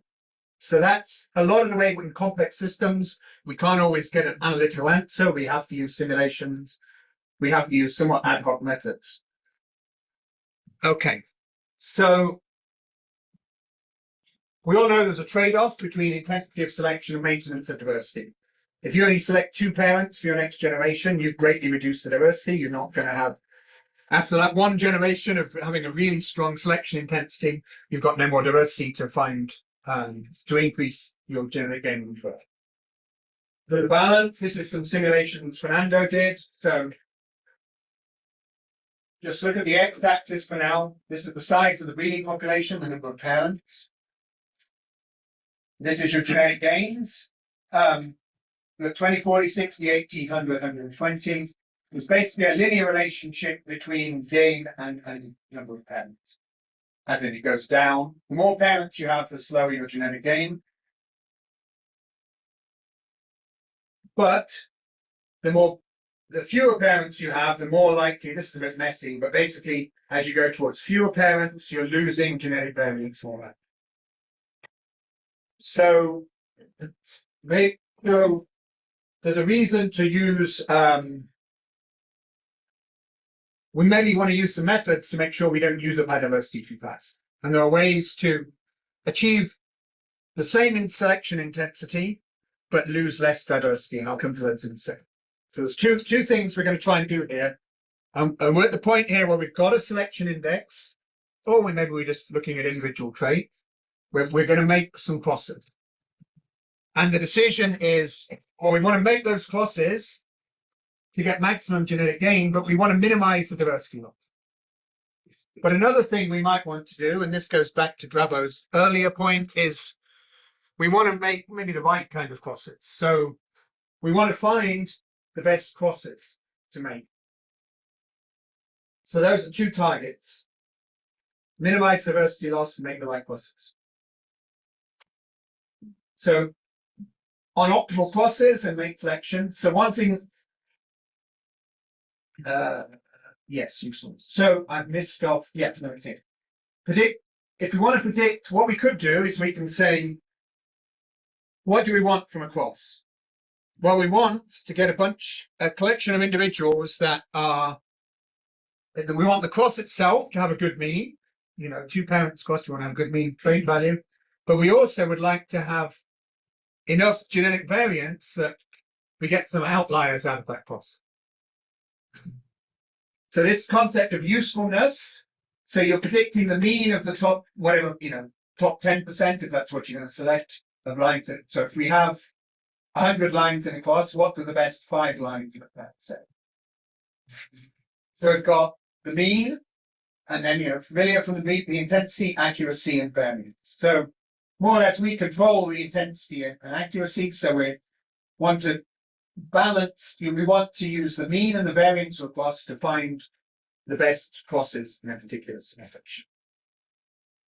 There are quite a few variants on this in the literature. So the one here here's some of the key publications, but there's many more. This is a growing field. So in the ANIA example, this is a usefulness criterion parental contribution, which is getting a bit more sophisticated, but they're mostly based on usefulness, which means high mean, variance sufficient to generate outlier. A fairly wide range so that you can get into the, without growing too many lines, you can get some good individuals. Does that make sense so far? That's really the mean of what? The mean of the, in this case, it's the mean of the that you would expect from crossing parent one to a particular combination of parents.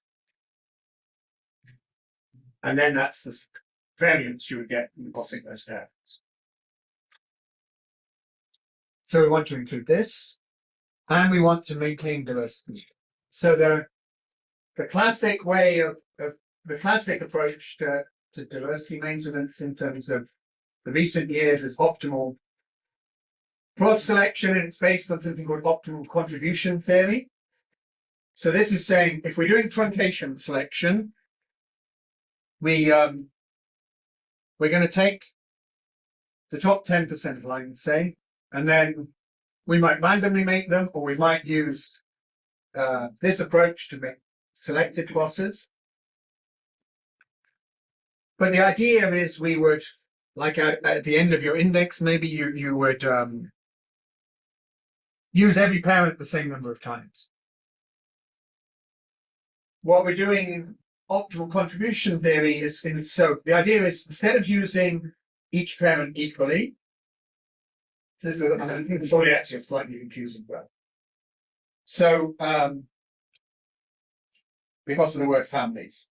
So in a standard truncation selection, we've taken, in this case, 10 individuals, and we've basically done a full diagonal with them in this case. So we've put, they each have 9, each of those 10 individuals we selected as parents was crossed to 9 other individuals. So it's basically taking 10, crossing them evenly.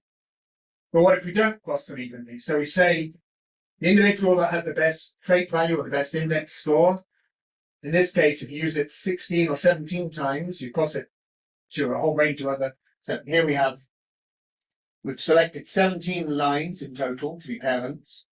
And the best one we've used in 16 crosses. You cross through everything because it's the best. So we want to have more of its contribution to the future generation than the one that came 17th from this. So you work down, so basically the higher your ranking, the more crosses you used in. And what this also enables us to do is actually have a longer tail. So we are using better individuals more, but having more parents, the end of which these guys down here are making sure your diversity is maintained.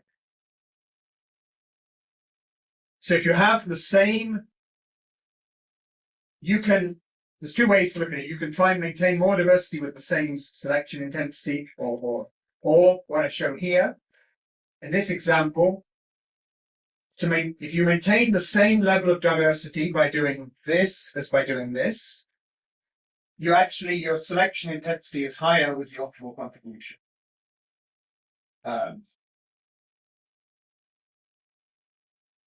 Does that make sense to everybody? The strategy that's being used here?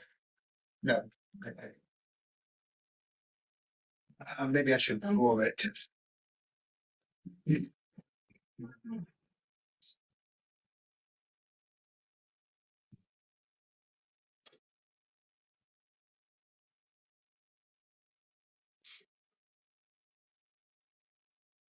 So I'm going to select 10 parents in a regular truncation scheme. We have 10 parents. And I'm going to make, let's say, 20 crosses. So each parent get used in 4 crosses. So we have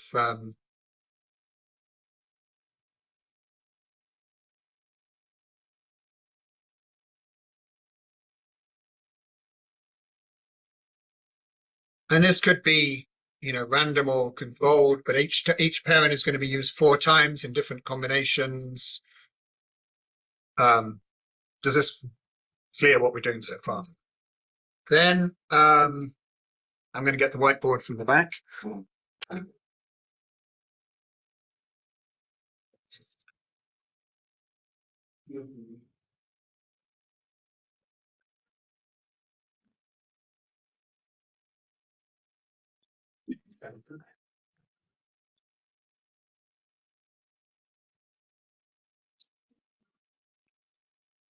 So each parent has contributed equally to the next generation under that scenario. They've each been involved in 4 crosses. Each parent's genetic so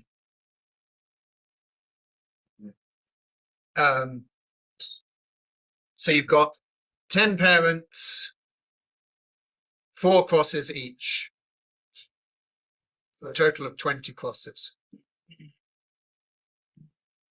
So all of those 10 parents have contributed equally to the next generation. In optimal contribution theory, you've selected, just to give an idea, you select 15 parents, and you're still doing 20 crosses. But now the parent that came top of your selection index, or top of your, if you're just looking at yield, the highest yielding parent. So parent 1 gets involved in 10 crosses because it's better. Parent 2 gets involved in 8 crosses. I'm making this up, so the numbers aren't going to add up. Parent 3 gets involved in 6 crosses. Parent 4 might get involved in 5, and parent 5 gets involved in 5. And then down at the 15, parent 14, 15, 13, 12, and so on. They're probably only going to be involved in 1 or 2 crosses. So what you've done here is you've got the same number of crosses. You've taken more parents, but you've used the best parent in a lot of crosses, which keeps your gain high because you're using the best one in more than the worst ones. But by having more parents down here, instead of 10, you've got 15. You can actually increase the diversity in your population. So you've kept the diversity high, and you've got your good gain by using some individual, the better individuals more. Yeah. Is that a bit clearer now?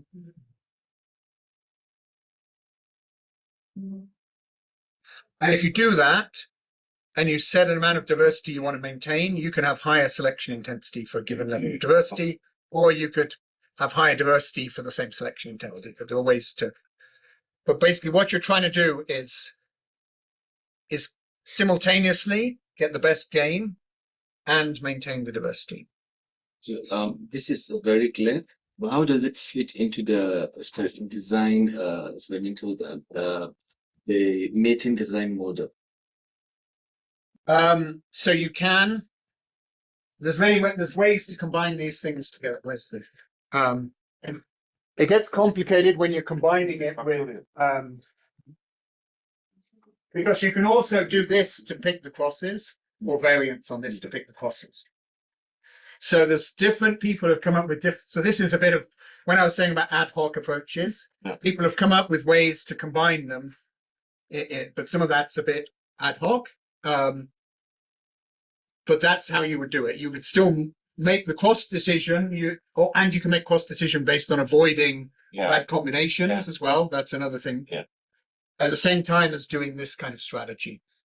But if you try to do too many things at once, it gets confusing. But you can do a combination of these. And we are picking. So here, this is optimal contribution theory, but optimal cross selection is slightly different. You're picking the best crosses as well at the same time. Yeah. When I look at this, you say that you select 10 parents. It means that you select up to 5 and go beyond 10 and select down to increase to increase the diversity. Yeah. So if in both cases you've got 20 crosses, so you need a total of 40. Yeah. Here you've just picked 10 and 4 each. Here you've picked 15, but there was total will still be 20 crosses. Okay. And these ones at the top, you're using the better ones more, keeps your gain high. And these guys in the tail are to keep your diversity up. And I'll show you how it works in the algorithm we have included in BioFlow. So here, if you look at the graph, so this is the contribution of individuals here. And you've got 2 parts to the equation. You've got the genetic gain based on those individuals. And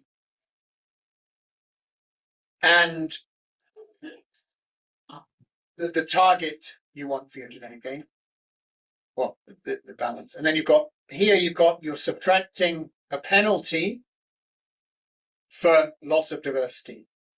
So this is A is the rate of co-ancestry. So how related the collection of individuals you have. So if all your individuals are closely related, they've got a high co-ancestry.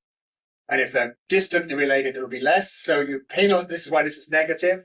So if they're all closely related, you get a penalty for that. And you can see it in the figure here. So we've got a x-axis. We've got how closely related you are.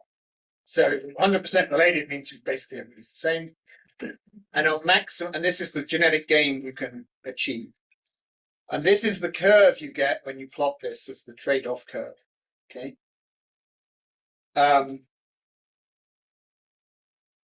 So the angle determines the penalty, basically, and this is the angle. So if you set the angle to 90 degrees, your So if you set it to 0 degrees, you're focusing on genetic gain. You've got 100% genetic gain here. If you focus it on 90 degrees, all your weight is on diversity, on maximizing that. In general, you can see it's a curve that is kind of clings a bit to it's quite non-linear and then it goes very steep here. You want to find somewhere in the sweet zone around here. 30 degrees is recommended in general, but I think people sometimes use 40 as well. But in this area is where you want to be balancing. Depends what material you're starting out with. Yeah. If you've got a very diverse breeding population and you're at the start of a program, you probably want to get rid of some of that diversity and focus on gain. Then later you might want to go back a bit. Exactly. But basically it's a single number that is essentially the angle here of balancing diversity against genetic gain, and it determines how much of a penalty you put on being related compared to the gain you get here. This was and so Williams is a paper that kind of brought a lot of this together, but this 2018 paper is, I think, Anthony can confirm this. We're using Chris Gayman's script in Firefly. Yeah. This is a script for running this process with and that's what we're using in Bioflow. So we're using OCS at the moment in Bioflow. We have OCS. And using it's not simply the angle, it's we have the optimization of the crosses as well, but that's what we are implementing in Bioflow. So is there any similarity with alpha-sim R? With alpha-sim Alpha-sim R? Alpha-sim R is a simulation. It's from the same group. Alpha-sim R is a simulation package to simulate for all the simulations that you want to do in a breeding program. That's the group that developed that. So it's from the same group, but not most of those people. Most of those people aren't anymore. Slim people have moved on, but that group developed the simulation software and also developed the main script that we use here. And Williams was at the same institute as well. The same person that developed alpha-sim? No, he's not, but he's the guy who developed the theory for the The alpha-sim people use this theory, this background information to develop the software. AlphaSim is a whole breeding program simulation of every step. This will be in it, but it's every single.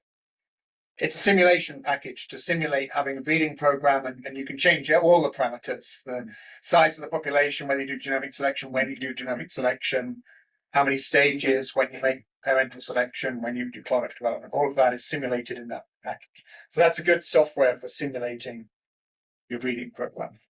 But this is a separate. This is a particular technique that was developed.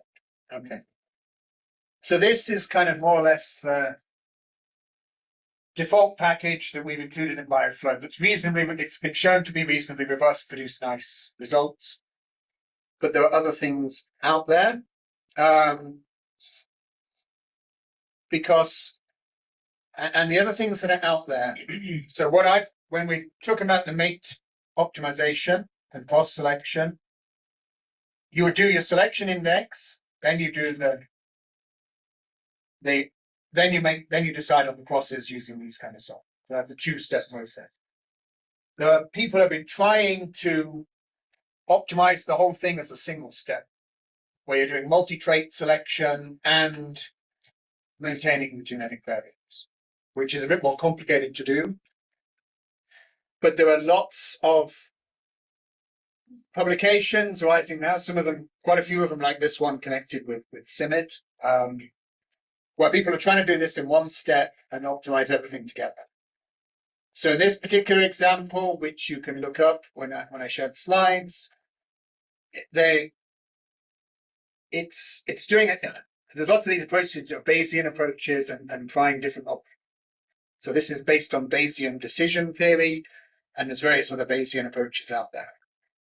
What this approach does is say, well, we've got multiple traits. We we think about them each having a truncation level, and then what it's doing is trying to maintain the diversity in a slightly different way.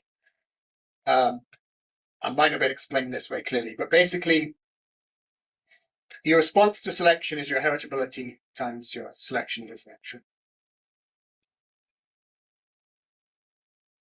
So that you basically, your selection differential is in the parental generation, and the R is the response in the progeny of candidates.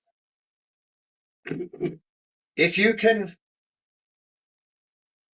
force the heritability to be as high as possible, you maximize the genetic variance in the population. And they do this by they select all the parents that have sufficient score in the traits that you're interested in, like a truncation selection, but across multiple traits. And then they try to find a set of candidates that is, in a sense, closest to the set of parents, which maximizes the heritability, which maximizes the diversity. So then they do that with a Bayesian approach, and not sophisticated modeling isn't the right word, but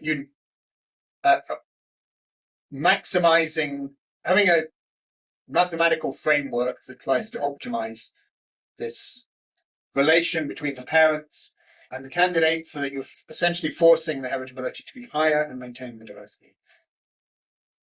There's other approaches that are very similar to this, or have similar principles.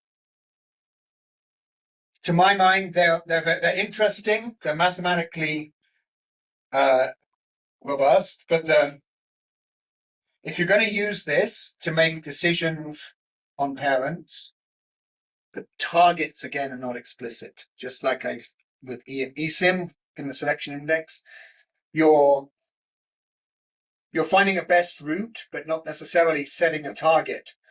So you have, let's say, you truncate. I mean, it takes account of the correlations and so on. You're truncating your distributions of every trait, but you're not saying explicitly this trait is worth twice this trait, or moving this trait this distance and moving this trait this distance. We want to do that in an equal way, so we move the population overall in the direction we want. I think there's still things to be worked out with these approaches in terms of how you actually make it approach your target in a way that isn't just finding the best route in one generation, but working to a target. So there's work still to do on this, but what I'm putting it here as this is an active field with lots of people working and developing new clever ways to try and combine the selection index and the diversity maintenance at the same time. At the moment in Bioflow, we recommend sticking to standard selection indices and processes such as OCS. But in the future, there's maybe more complicated things coming along. And if you go to the literature, you will find some. Last comment on maintenance of diversity. So I think a lot of people put a lot of focus on this. But as many of you know, the long-term oilseed experiment in Illinois that's been going for 100 years. They selected, so this one is going up, so you can separate. This is protein, you're selecting for high and low over time. This is the oil content. So it's been going for 100 years, selecting high and low lines. They still haven't run out of variation after 100 years. You see that still going here, and they stopped in the middle and said, "Oh, can we take it back?" Yep, variation's still there. You can take it back. So it's true we lose diversity, but a lot of that diversity, obviously, we're losing is things we don't want in the population, because that's the aim of breeding, is to get rid of diversity, the bad diversity. We only want the good stuff. Then it becomes, are we going if we select very aggressively, are we losing some of the possibility for good, to capture some good alleles in the future? This suggests that it's quite difficult to do, because it's not just getting rid of alleles, but those alleles are in complex interaction networks. There's linkage disequilibrium. There's lots of G by E interaction. It's actually quite hard to get rid of diversity very fast, more than intuitively you might think, unless you obviously, if you only have 4 parents, you're going to get, in a generation, you're going to get rid of the diversity. But if you have reasonable breeding, a reasonable number of parents, say 20 or more, it's quite hard to get rid of the diversity very fast. And it depends on the time scale. So this has been going 100 years. If you keep 20 parents going if you have 20 parents each generation for 100 years in most breeding programs, your gain's going to increase. You might start to plateau because you're losing diversity. But over 100 years, maybe that's quite a long time scale. After 50 years, you might decide I want to introduce some diversity back from a land base, and then you can put it back. So there is an argument that people are overly concerned about loss of diversity. And you can do super aggressive programs, but if you're not doing something incredibly aggressive with really small numbers of parents, this is probably not your main concern. I have a question on But no.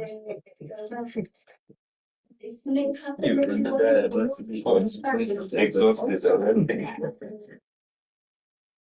the lines with the trait which is not figured in the model when Yes. you calculate the selection index. Maybe you already fix it in the air, maybe the quality trait, and when you come here, it's not fitted in the model, but it Yes. may be lost in the diversity. Yeah, that's a good point. We're focusing on limiting the traits in the Yes. index, and other traits that might be on your importance list are going to drift. That's a case of adjusting on a generation basis or understanding. And if you see that's happened, you then have to include back. You probably need to put it back in the index. But that will happen, and that's an adjustment you have to make. Yeah, but also we also need to think along the lines of, for every population set with specific objectives that we want to achieve. Yes. So diversity is not going to be lost in so short a time, because another angle will be looked at in a different set of populations. Yeah, that's a good point. If you're running multiple breeding pipelines, you actually will, even if you start running down a trait, you know probably in another pipeline you have. Yeah, but I think coming to his suggestion, if you are not, purposeful, or if you are not, purposefully taking your parents to maintain diversity, there is a chance when you are favoring some particular traits that you narrow down the diversity. Yeah. Yep, it's true. Yeah, you have to be intentional in maintaining diversity when you are selecting the parents, to ensure that it's not only improving the traits important, but also maintaining the diversity is important. So, for instance, if you have different pipelines, then you have the early, maybe medium maturity pipeline separate. If you are focusing on medium in one of the pipeline, you are not incorporating some other lines from the other group. There is a chance to narrow down. So what I'm trying to say that there should be a trade-off between, improving the traits plus ensuring a good level of genetic diversity in your breeding program when you are selecting your parent talents. But if I may take it to what you are showing us on that 100-year, whatever. It's quite difficult to do. Yeah, exactly. It's more difficult than you think. But But for the same reason, it's for the very same reason that sometimes you're trying to select on one or two trades, and you find out you can't select as hard as you think you can because there's some underlying genetic component that's difficult. That is what's keeping the difficulty you have in pushing hard on some traits is related to the fact that you can't get rid of the diversity. But you see, you need, that's why it is important to have those selection indexes. Yeah. To find a balance between where That's is the where is the compromise between the two traits. Yeah. Where should I say that this is okay? I have both traits at acceptable level. When you have a target profile, plus when you have traits, selection indexes that you are taking care of, so it will give you where to trade off, balance between these. Both the selection index and the OCS, are ways to balance those trade-offs.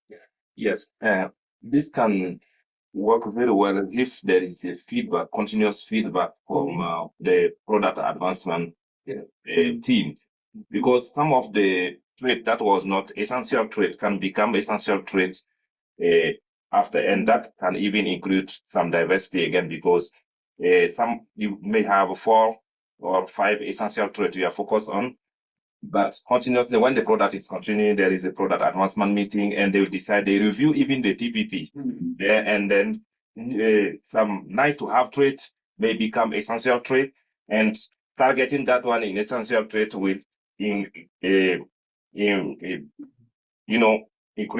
introduce some diversity again in your breeding program.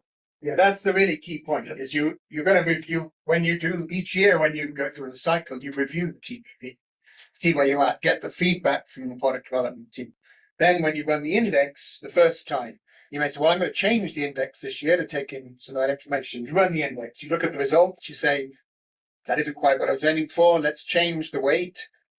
Look at it again. That looks like more what we're aiming for. So that all of this is an ongoing optimization where you get it's really critical to get that feedback from the product side as well.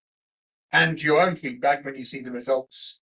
Obviously, this trait is the mean of this trait is going down. So you need to be monitoring all the traits, even if you're not selecting, even if they're not in the index, you still need to be monitoring on the good to have and so forth. I would be happy to hear the experience of parental selection, how many parents, and also the number of crosses per cross combinations, and your experience in maintaining populations and number of breeding lines you are keeping. Is there someone can just give us a experience? Yeah, the number of parents. This is only a very small subset of simulation, more extensive simulations we've done. And the simulations are the best thing to go with in many ways, because breeders always want to make more costly studies. Oh, this one looks good. But in general, if you've got 20 or 40 parents, fine. The trade-off comes once you're going beyond 20. Your gain is going down linearly, but your loss of diversity is going down in a curve, and probably 20 parents perfectly fine. You're not going to lose diversity at an excessive level. I'm asking the experience here in Chile. For wheat program, maize program. The wheat program have too many parents, which says no, they have too many parents. Okay. They have way more than 20, and I'm trying to persuade them to change. So when you say experience, it's like the breeders don't always be quantitative geneticists. But Juan can talk maybe more about maize. Yeah, in maize, like in IIT, we go for more than 80 biparentals. That means 80 biparental crosses every year. How many parents? It all depends on the trait you need from other people. Some of the biparentals may even share the same parent, so it all depends. But you can go even more. For the same pipeline, for the same market segment, because it's gatewise market segment. Exactly. Yeah, that's the point also. Yeah, that can even increase or decrease the number. But in reality, you probably don't need more than 20. But it differs from crop to crop. For self-pollinated, can be like, I don't know, for wheat, maybe lower. 20 is really low for me. Yeah, I mean, 20 is low for what people do, but if Yes. they did 20, they'd probably be okay. what I wanted is the comparison between what if somebody is going for more number of crosses and getting large number of lines versus going few number of crosses like 15, 10 parents, a few number of parental combinations, getting high number of those combinations and lines generated, because that is what is the kind of challenge, advantage and disadvantage. It's all trade-offs in the That's the discussion I wanted. Yeah. So I'll come back to that a bit on Friday. We won't discuss that more. Yeah. But it's all trade-offs. I mean, you need a balance. You need a minimum number of, a certain number of lines per cross and a certain number of crosses, but in a balance. What I want you to hear is that, okay, what is the challenge of going more parental lines? Like if you are going to 30-40, what will happen? What will happen is your gain will go down. Mm-hmm. You'll save a bit more diversity, but not anywhere near enough to compensate for the loss of gain. The number of parents to gain is basically linear. So the fewer parents, the bigger the gain. But then at this end, you're dealing with loss of diversity. But once you're beyond 40, there's no real gain adding more parents. Just slows you down. That's the core thing, is the number of parents. When it comes to, as far as genetic gain, when it comes to number of crosses and number of lines per cross, there's it's a bit more complicated. You want it to be balanced more or less in terms of how the impact. But really, that depends on resources, how many stages you're using when you're selecting. It gets into months. Then you have to simulate the whole breeding program. But you don't want to make enormous. There's obviously hugely diminishing returns of going from 100 to 1,000 lines per cross. You're going to get 1.2 or 1.4 times the gain for using 10 times more resources. So you don't want to go to very large numbers, because every selection intensity at every kind of level is going to have diminishing returns. So that's a case of getting a balance with resources and whether you use genomics and all of that. But with parents, there's a clear number of parents is a clear steer on that. It's linearly related to gain. I'm going to cover a couple of those things here as well. So now I'm going to talk briefly about trait deployment. So essentially, how to take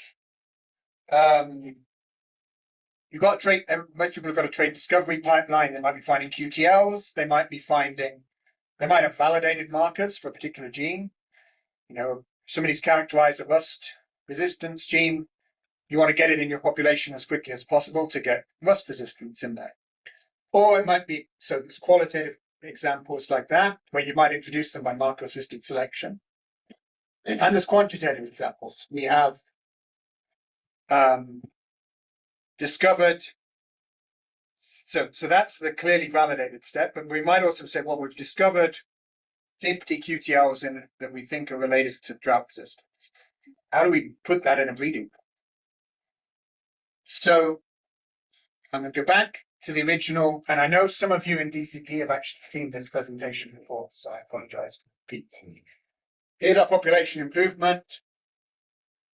And on Monday, we covered this with the cycles of recurrent selection allow us to concentrate favorable alleles in. And this was the example I showed. I added 3 traits the other day, but these are the number of positive alleles on average in the population. And we were trying to increase this number. And this was across all traits.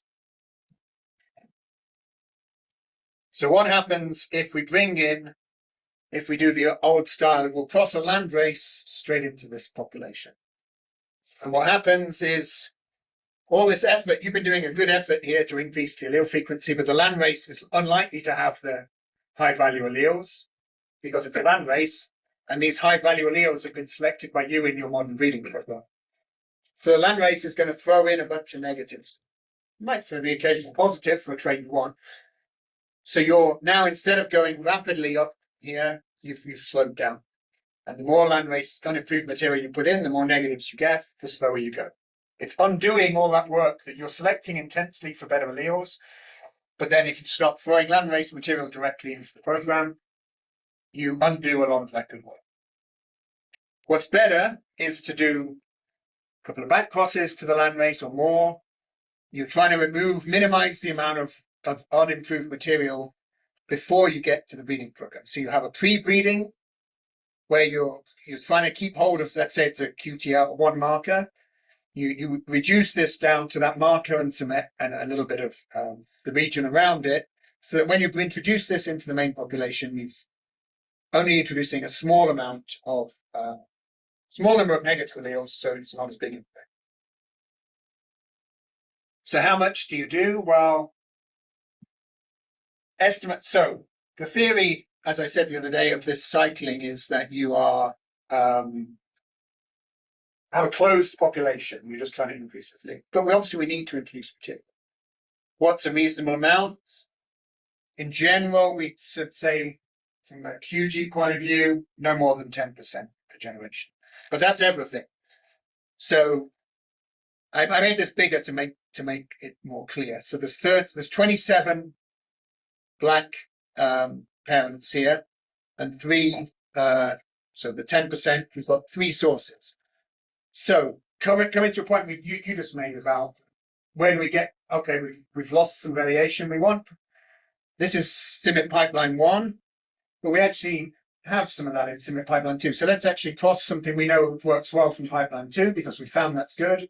Has some of the traits we need in pipeline 1, maybe traits that we've already we've lost, so that we can introduce one of them. There's other material that we might want to introduce, say, in other countries that we know might work in this and there. And then we want to introduce our QTL variants. And our QTL variants are coming from a bridging population. So we've found some interesting QTLs in our discovery pipeline, and we've crossed them into elites. We've got a little cycle going here where we clean them up, we validate them, and then they go in here. And this cycle is usually in what we do now, we do this in the speed readings, because you just back crossing to clean this up. So we have a bridging population, elite by landrace that has some QTLs. We come out of that with a validated QTL. That's one of our 10. That's part of our 10%. But we only have 10% for everything. So maybe you don't want to put in 20. If you put in 20 QTLs in 1 year, then you need a population size of 200 parents, and you've messed up again. You want to keep to the 10%, and you've messed up your genetic gain. So this has to be a very controlled strategy for introducing multiple marker-assisted selection, multiple markers through mass. And also the reason it needs to be a clear strategy is because when you're introducing this, we really have to make sure it gets at a frequency that you can select on it properly, that it gets in different backgrounds of the elite population. So there's a long history in our programs at CIMMYT and other CG centers where you get a nice speed reading operation going, got the genes flowing into the population, and there's some, you don't have a strategy here. You said, well, we've got it in there, now the breeders will select on it, but then turns out 5 years later that they were selected out population because maybe they had a pleiotropic effect with yield, and we didn't realize that. I mean, they should be tested here for pleiotropic effects, but there's still things can occur. So you need an actual strategy. You need to say, I need to get this marker in 2 generations with 50% frequency by marker selection. Then we can get up with the selections we do in brain breeding line. We need a prioritization. We can't do all of them at once. We need a time frame that they get to sufficient frequency that we're actually using them. And it's if it's an important disease resistance locus, we really need to get it up quickly, make sure it gets in every line. And the only real way to do this is do some kind of modeling for how many we can do at one time, how hard we have to select on them, how that affects, as you were saying earlier, qualitative or marker assisted traits do narrow the variation if you select on them. So then you have less variation when you come to use your selection index on quantitative traits, and that's going to affect how well you can select on those quantitative traits. So all of this needs an optimization strategy. And I think at CG, we've been guilty in lots of centers of not having an optimization strategy, assuming you've got a QTL here, you put it in, it'll just go, and it absolutely will not. In fact, almost every time it will disappear. And this is an issue that commercial companies deal with too, how to optimize. But the first step is thinking, I need to optimize the process. Okay. Questions on the figure. When you're talking about the introgression less than the 10% or around 10%, yeah, is it the new materials coming? When you cross them, you finish cleaning them. When you are going to make crosses, you will do 10% of the crosses with those new one, or I didn't get very well the. Yes, so we've talked about, so in your crossing block, it could in theory be in your crossing block less than 10% from outside. But if we're talking about optimal cross selection, it would be if you make 50 crosses, so that's 100 parents, no more than 10 parents are coming in from outside the recycling scheme in total. So here's the whole process for introgressing useful variation from pre-breeding. So we have genetic resources with novel variants we've identified. We have a pre-breeding step. We validate. We might want to combine these, combine what we think are the QTLs from each. Let's say we have 10 QTLs. We might want to try and combine them to concentrate them in a small number of individuals. So we have a pre-breeding here, at the end of which we're going into a bridging population. This is your speed breeding population that I showed on the previous slide. So this is early investigation.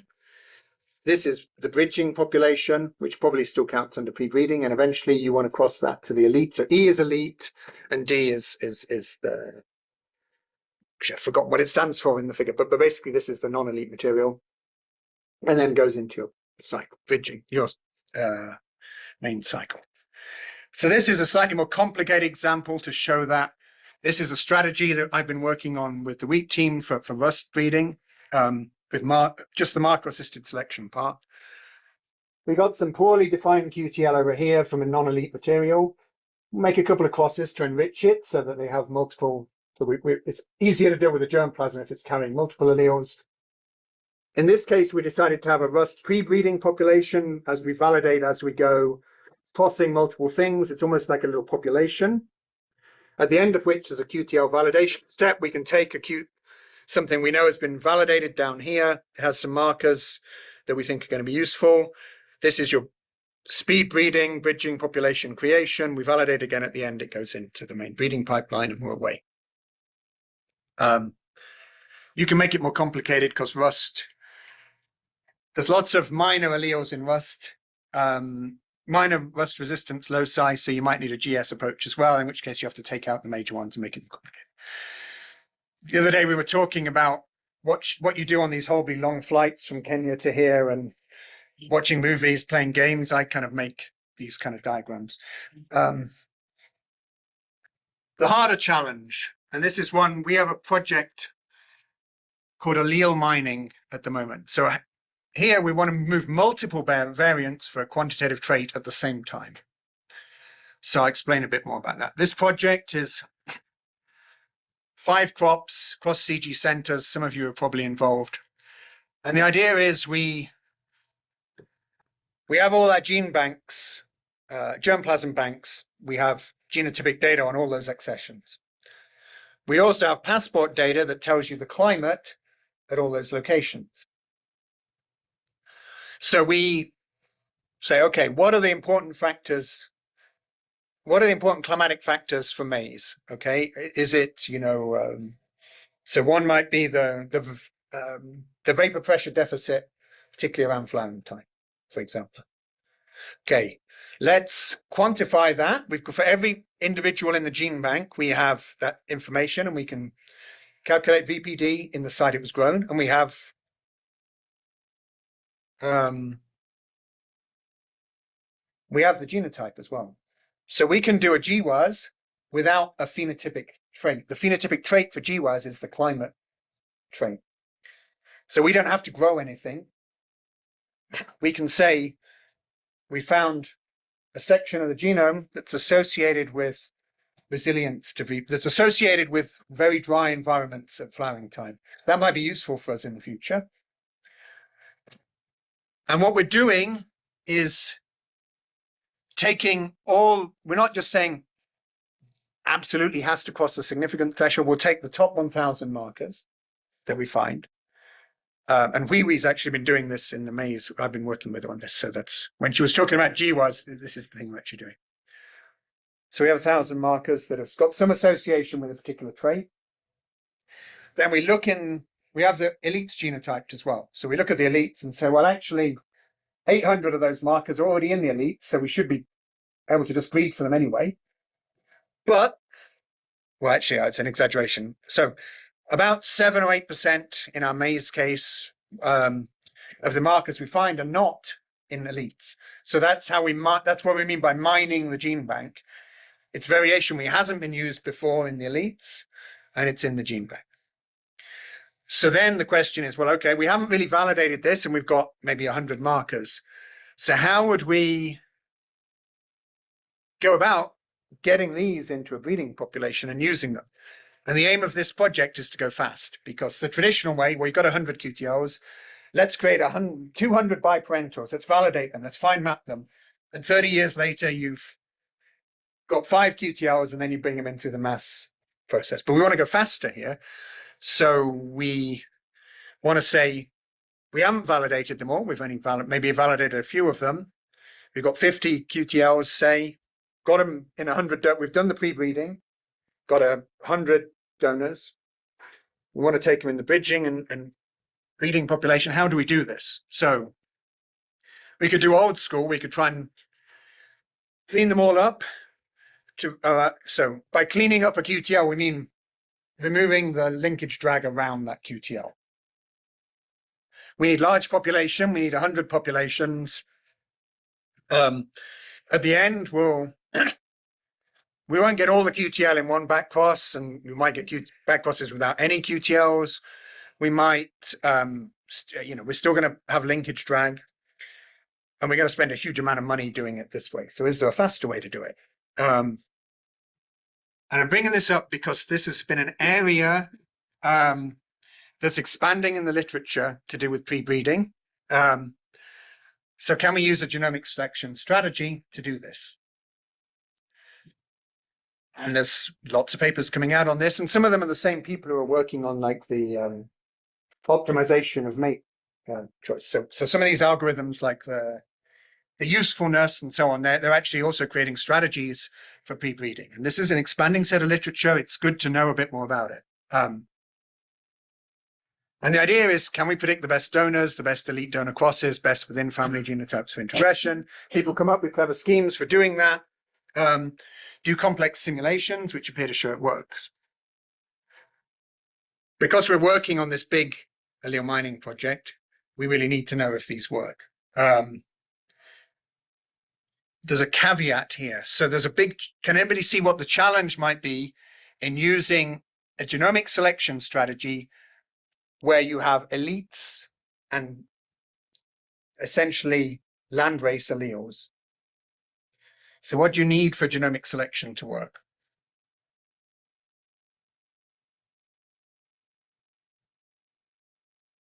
The genomic selection to work, we need the relationship between, we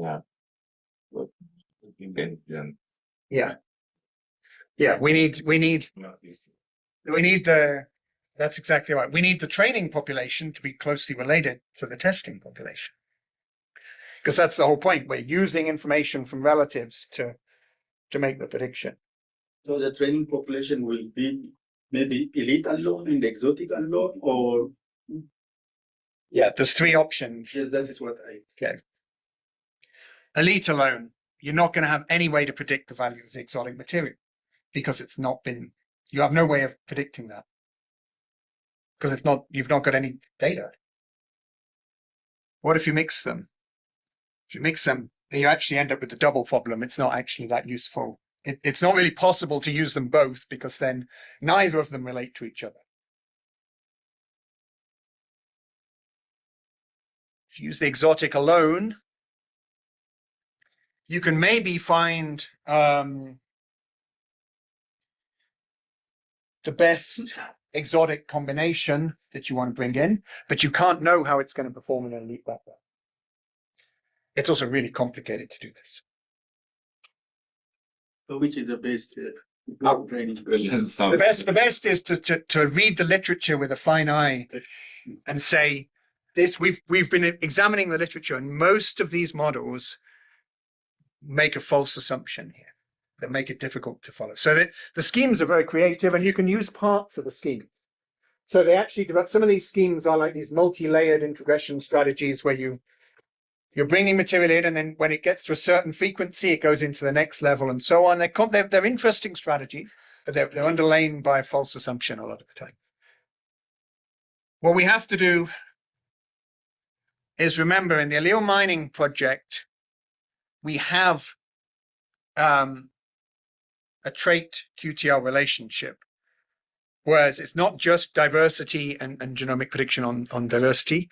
And we need to basically, I think we haven't come up with a solution. So where this is going is next week, we've arranged a conference that Gates has paid for to bring people who work in this area to try and come up with a solution, because we found the literature solutions don't work. So we've got to come back in 2 weeks and we might have an answer. But the key point is we need to look at one thing we probably have to do is get them into multiple elite backgrounds to see which are the ones that work best. We need to do, it's going to need a lot of simulations, and we're having a workshop on it. But I'm bringing it up here because we have big literature on this. This is a big way forward in pre-breeding. Take from that literature the clever strategies, but remember that the genomic prediction part, there's some false assumptions in there because it's mostly from academic sources, and there's some of the breeding elements are missing from this because it's theoretical. But we can use some of the clever integration strategies, but not based on GS per se in a naive way. Okay, I'm going to stop. Any questions on that about pre-breeding and integration? Okay. So now we are going to do some practicals. And we have a practical, which at the moment is a bit long. We're going to only do the first part of it on looking at the Hardy-Weinberg equilibrium that Fernando talked about yesterday. We'll look a little bit about linkage disequilibrium and some things to think about with that. We'll look a little bit about how to use the QG principles we heard yesterday to make decisions on on how to do a backcrossing strategy for maybe pre-breeding. And then we will use, this afternoon, we're going to use bioflow to run selection indices and maybe vary our weights a bit to see what an impact that has, and optimal cross selection. So now I'm going to switch slides to provide a bit of background. This is just a recollection from what Fernando was talking about. If a population is in Hardy-Weinberg equilibrium, and we know the allele frequency of one of the alleles, then we should be able to predict that after one generation of random mating, that these will be the allele frequencies. Okay. So, and Fernando talked about inbreeding coefficients. Okay, so F values. And one way of calculating the F value is basically the deficit of heterozygotes compared to what you would expect if the population was in Hardy-Weinberg equilibrium.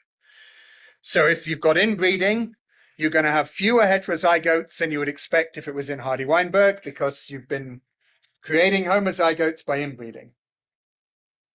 So the F statistic that he mentioned yesterday is, you can measure it as 1 minus the observed over the expected. So if you expect there to be 0.5 heterozygotes and there's only 0.3, that's 1 minus 0.6, so 0.4. So there is inbreeding. But if the number of expected and observed is the same, then wait, did I get that right? Yeah. And then Fernando also explained this relationship. So we've got the total amount of inbreeding. The one is FIT. This is the inbreeding in subpopulations, and the FST captures the difference between the total and the subpopulations to tell you how differentiated. It's a measure of how differentiated populations are. So yeah, formally it measures how much more inbred two genes from the same subpopulation are compared to two genes from different subpopulations, FST. But we'll go through a worked example to try and make this a bit clearer. Okay. So we have a population that consists of two subpopulations. Oh, this was not, okay. I changed these slides to get rid of the values, but they've come back. In the first subpopulation, we have 25% big A, 25% little a, 0.50% heterozygotes, and the allele frequency in both subpopulations is 1/2. So the first one you may recognize, of course, as being in Hardy-Weinberg, as we'll see. And the second population, it's got the same same frequency of the allele, but now only 30% heterozygotes and more of the homozygotes. So I'm going to attempt to do the calculation on this. Is that the right one? Yeah, okay. So let's look at the total population first. Okay. So in the total population, let's assume here that the subpopulations are equally large. So the total heterozygosity in the population is an average of 0.3 and 0.5 across both, so 0.4. So that is the observed. This works quite well.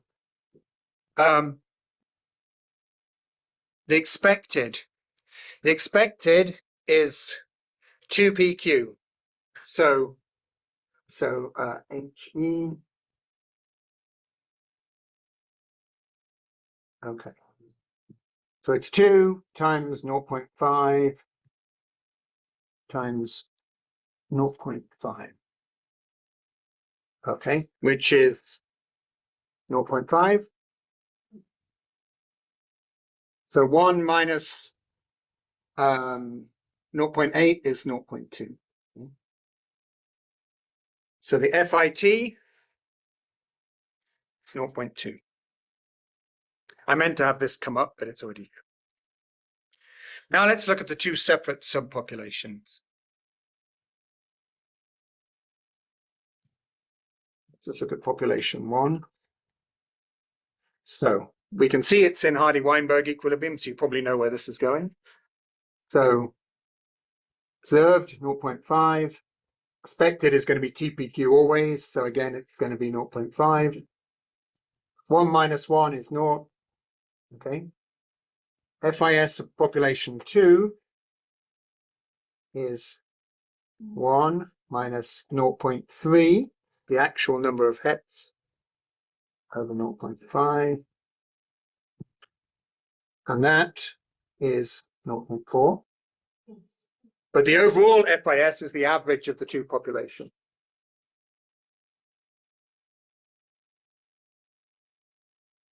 Yeah, 0 plus, I'll just do it formally to show you, over 2 equals 0.2.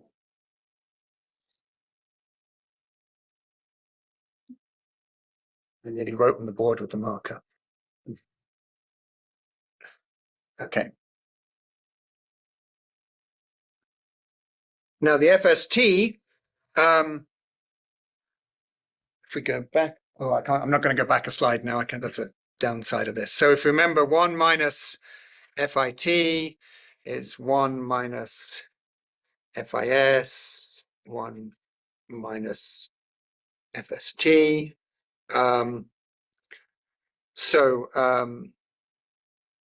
Basically, this is 0.2, this is 0.2. So this has to be 0. And it's 0 because when you look at it, these populations aren't differentiated. They've got the same allele frequency. The only difference between the populations is that these guys have got inbreeding. This subpopulation has inbreeding and this one does not. So this means our populations don't really differ except in their inbreeding. They don't differ in allele frequency. Okay. I did it in reverse. I had the one with the blanks. Another example here. Okay. Again, this first one gives you a pretty good idea what's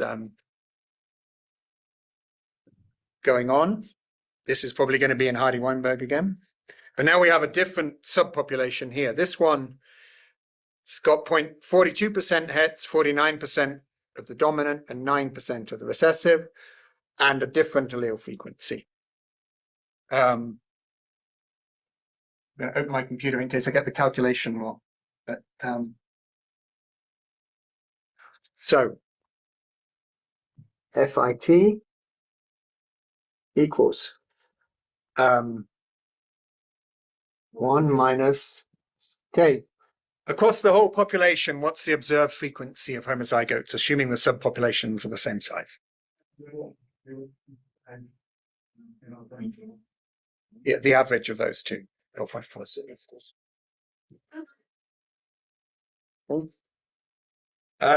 The expected is a function of 2pq. Now, what is q across the whole thing? What's the average? What's the q? 0.4 times, and what's p is 0.4, q is 0.4, what's p? 0.6. Where'd it go? Times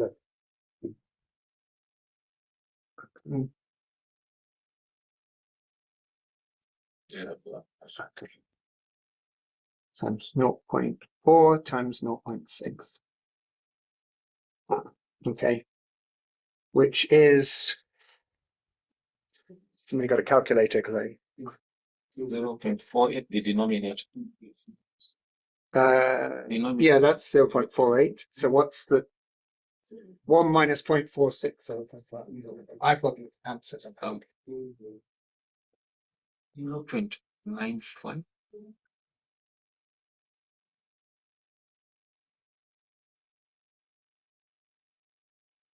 Zero 0.04.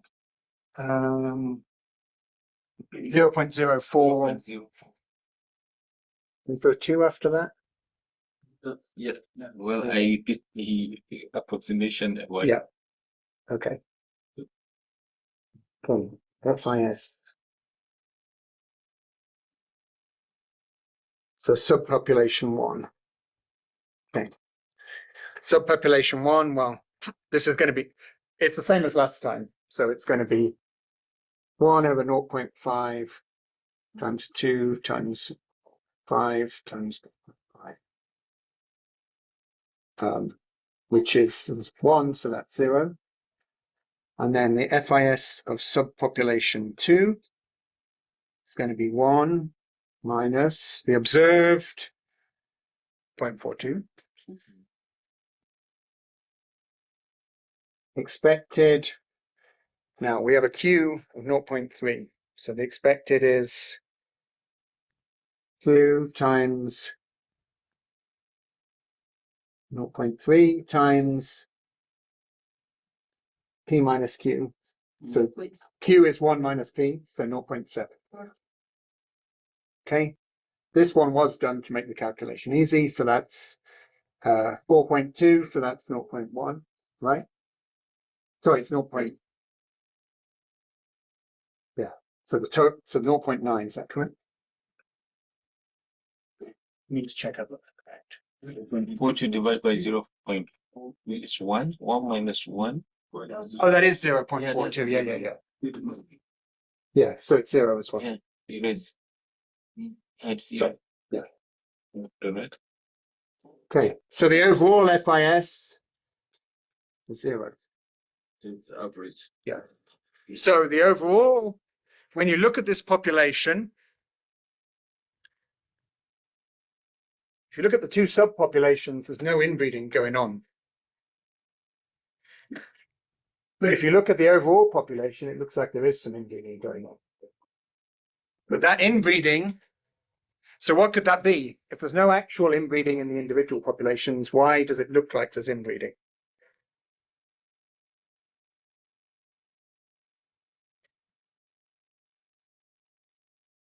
So look at the difference in allele frequency.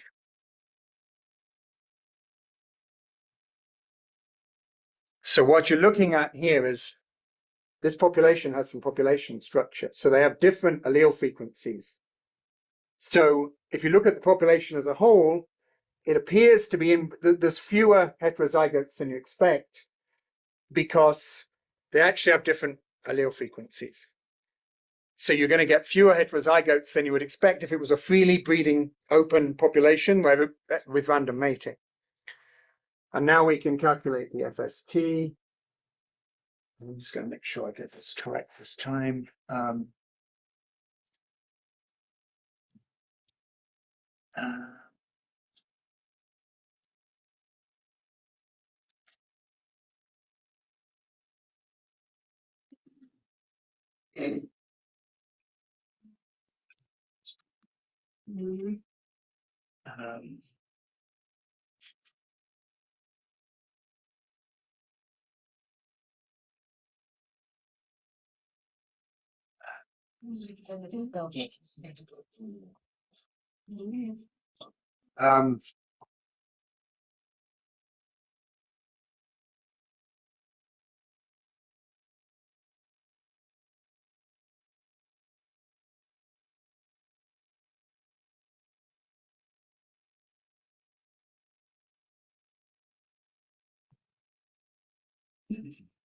One second, sorry.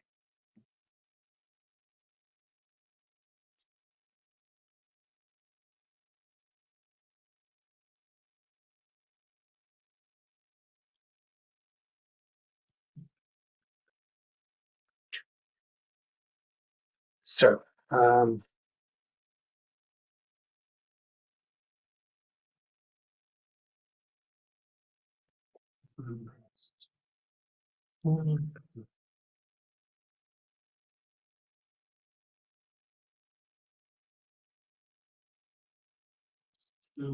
okay. So, this is 0. This is 0.042. Yeah, so then this is 0.042. So essentially, what you have here is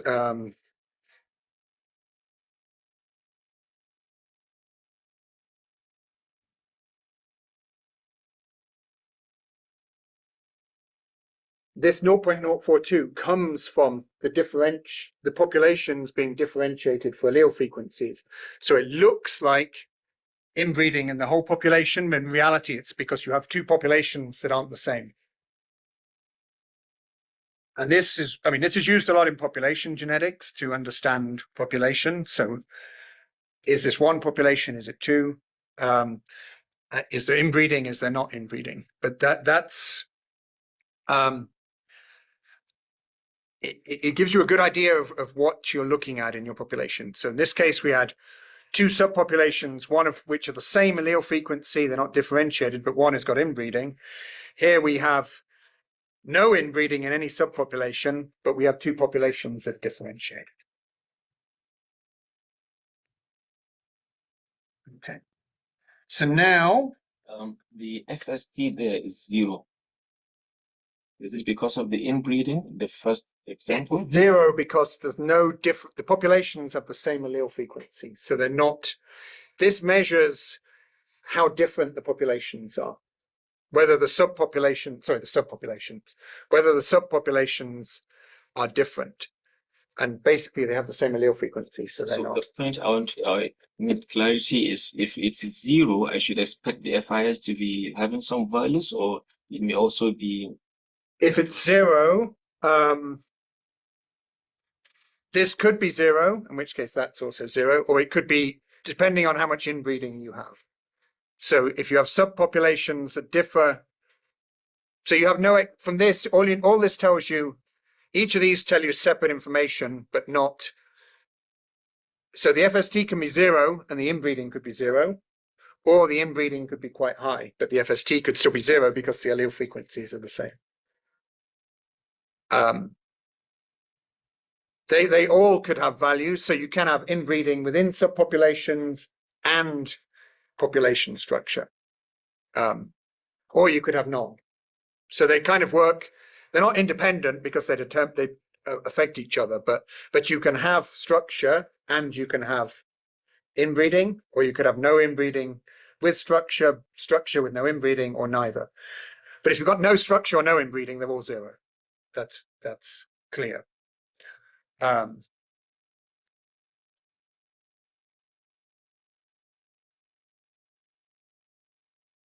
We're going to do another example now. I'm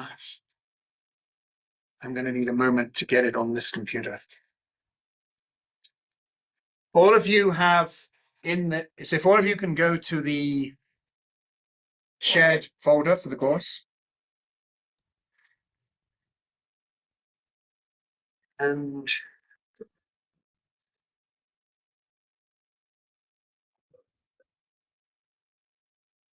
io per essa parte devo usarmi proprio ignore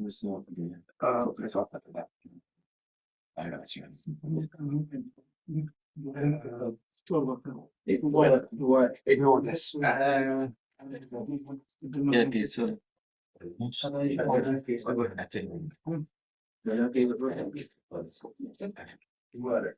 La problema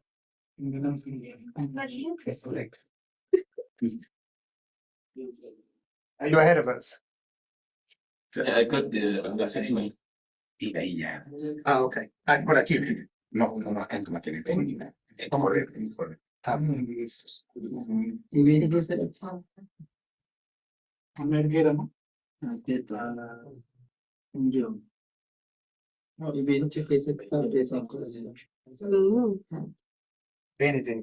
Sì, dai. So if you go to the folder, Yes. it says tutorial population genetics, and click on the HTML. That was already. Yeah. This is a natural population. These are locations of teosinte, the maize ancestor, in Mexico. Jalisco State, Guerrero State, Michoacan State, Mexico State. So this is from a data set in a paper which you can see here. So it's an outcrossing wild species. There's not many SNPs, about 600, and about 540 genotypes. And we initially can see they're in 4 Mexican states, but the geography doesn't match the state name very well. So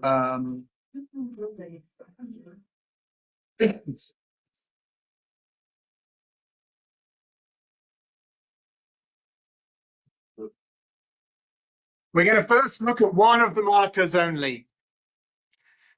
This marker has 163 AA. These are nucleotides now. 158 AG heterozygous, 213 the G homozygous for the G allele. And what we want you to do is, based only on this information, calculate the observed and expected heterozygosities and then calculate the fixation index, the F value. So do this, you can do this on paper or with a calculator, whatever's easier.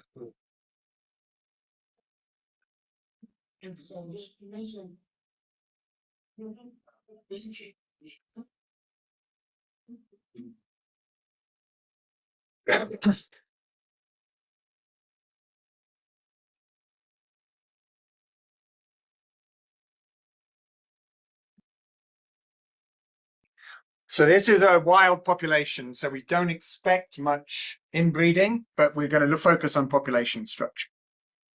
So calculate the F value for this marker. So as Fernando said yesterday, there's no perfect general guideline for when an F value is significant.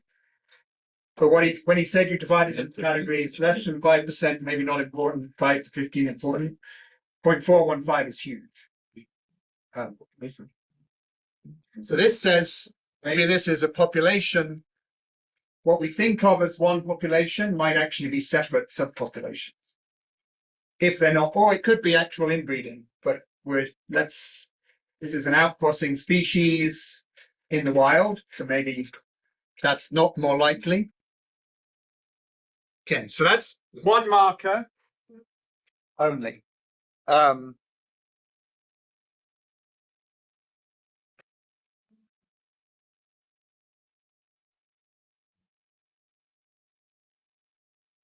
Then what we can do is and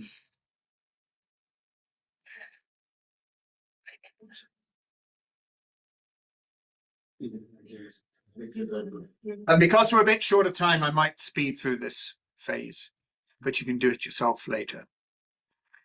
Let's see if where you are in terms of states, maybe if we break this up by state, by the populations in each state, we get a different answer. Because maybe these represent separate subpopulations. And what I'm wondering is whether, for time's sake, I think I'm going to give you the answer. But you can calculate it in the same way. I want to focus on interpretation rather than having to do too many calculations by hand. So what we're doing now is we took, I wish I could show one on each screen, but we looked at the data. Now we've broken it up into 4 states. This was what you just calculated, the entire population, 0.29, 0.49, the F is 0.40, and the entire, and we can also do a chi-square test. Again, we're a bit short of time to do that, but you can see when we did that this value is obviously highly significant. But if you look at that, we've got 4 broken it down by state. We have very different numbers here. So in the first state, it's still quite high. In Jalisco, it's enormous. In Estado de Mexico, it's getting a bit lower. And in Michoacán, we're getting down into the maybe not significant area. So what does this mean?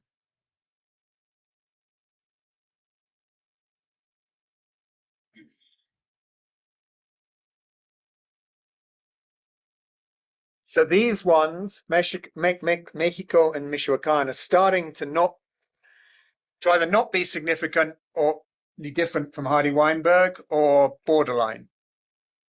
So maybe the Michoacán population is a true population as one population, not broken, not got any structure in it. I'm going to skip a bit. I think I'll minimize the amount of time we spend on this tutorial. So I'll spend 5 minutes explaining the next bit. Because there's another bit on diversity. I want you to actually do the analysis. Do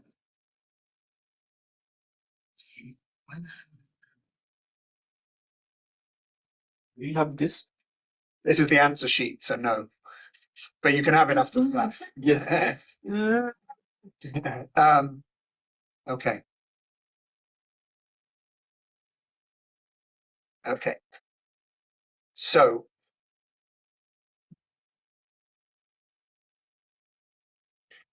I think I can leave it. We have all the script for doing this for every every locus now and calculate the F values across loci. So what we're doing, instead of just focusing on one locus, we'll do it across all the loci, and I'll show you the results from that, and we can interpret it.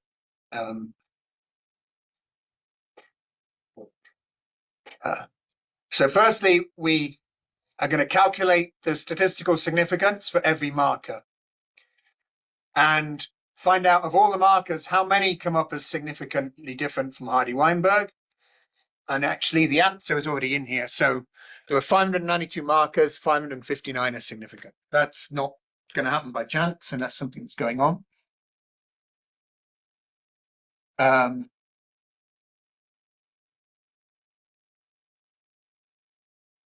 What this exercise next did was go and take, look at the FST and across every population, across the entire population and the separate populations. I'm gonna, okay.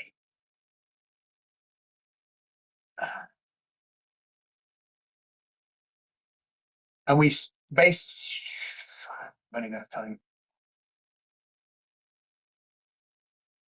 This is across all markers now. The analysis we just did by state, now we're doing, but for one marker. Now this is across all markers, okay?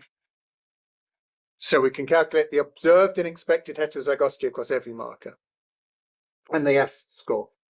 So it turns out that indeed Mexico and Michoacan states have lower F value than the other three.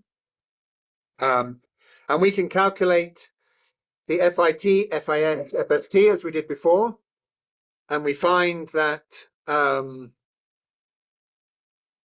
assuming there are 4 states, we do get some differentiation in FST, and we do get some apparent inbreeding. But it's still not that clear. And the reason for this is because usually in diversity studies, the first look, people say what country is it in, what state it's in, but that's not the geography. So what we're going to do, and I'm sorry to go so fast on this, is you can now analyze the data with principal coordinates analysis, and you can, principal. We have the file, right? You have the file, you can do all of this, but I'm going to go through fast because otherwise we won't finish. And we can do a PCA, and we can look at the percentage variation. And this is again what we've talked about in diversity on diversity analyses, and we'll show you this in Angelo, are we going to demonstrate this a little bit in Bioflow as well? Yeah. Well, no, PCAs. Yeah, we're going to demonstrate doing this in Bioflow later, but this is just to give you a better, the idea was you got a better feel, but we don't have as much time. So does everyone, have we done PCA? Does everyone know what PCA is? And has anybody covered it in the class so far? Principal components analysis. Yeah. Yes. One. Did you cover principal components? Somebody did. Oh, maybe Abhishek or we did. So if we do a PCA on this, we can see that this is the number of components you include. These are the variants explained by each one. There's kind of a plateau here. You're only getting very small. There's probably hundreds of these explaining very small amounts. So we can, if we look at the first 2 components, we might have a better idea of what's going on here. So principal component 1 explains 5%, 5.5%. Principal component 2 explains 3.4%. The red is Guerrero, green is Jalisco State, blue is Mexico, purple Michoacan. So if you look to this, what conclusion would you draw if you did now we've looked at a PCA? All different populations. Yeah, at least. Clearly separated. Yeah. I mean, you can say ignore the colors temporarily. Ignore the colors because that's telling you the state. So the first thing you would say is the state designation is actually not that representative. Yeah. So actually, the reason Mexico and Michoacan states look like they're in Hardy-Weinberg is because mostly they are clustered together, except there's a little bit out here. Same with, so yeah, the purple and blues, they have a little outliers, but basically they're consistent. So those had a low FST because they actually are one population, more or less, with these little guys here as an exception. And there's eight samples per site. So that's one site and that's one site, and these are all the other sites. Jalisco came up having loads of population structure, and it does. So the PC1 separates these Jalisco populations from those. And those ones are more closely related to the rest of the distribution. Then here, I mean, you can see if you put a divide here, that there's a bunch of the Guerrero population is consistent, but it's over quite a wide range, but it's separated on the y-axis here from this cluster of Mexico, Jalisco, and some Jalisco and Michoacan. And if we just go back to, if I can find it. Oh no, this is actually, I'll go back up here. Okay. It's not necessarily obvious from the map that but one thing, what is obvious from the map is Jalisco is further away, and that when you're separating Michoacan, Mexico, and Guerrero, they're actually physically close to each other. And that gradient you saw more or less shows on the y-axis shows that. Jalisco, there were two populations. I think there were three populations that are actually more similar to these. It's not obvious why, but from the geography. But the geography makes a bit more sense when you look at what you've got on screen. And there are one population from Mexico and one from Michoacan that group closer to Guerrero, and I think they're probably these two here.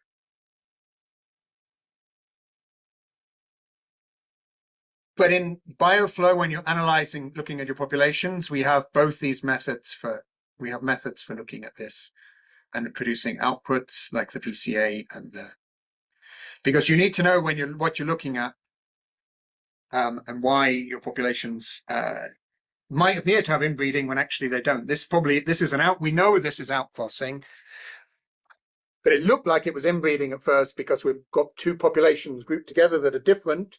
So they're going to have fewer heterozygotes than you expect because each of them have a different allele frequency.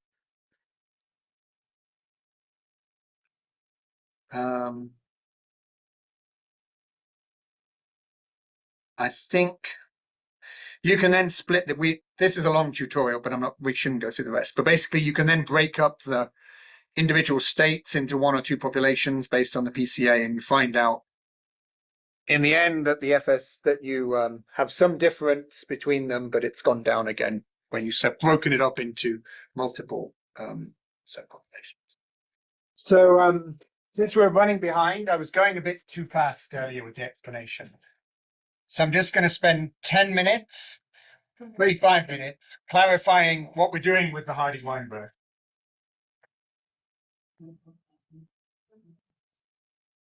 So we are trying to we have a population that we're interested in. And firstly, we want to see if it's in Hardy-Weinberg. If it is, that's fine. If it's not, we're going to use the F value to measure how much it differs from Hardy-Weinberg. And then we're going to try and understand why it differs, what the underlying cause is. So the F measure is simply I can do this. ¿Puedo acceder al touchscreen?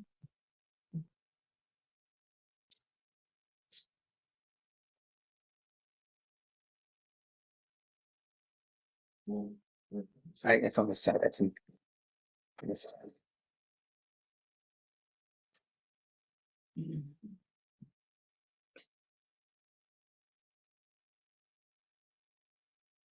Para tocar.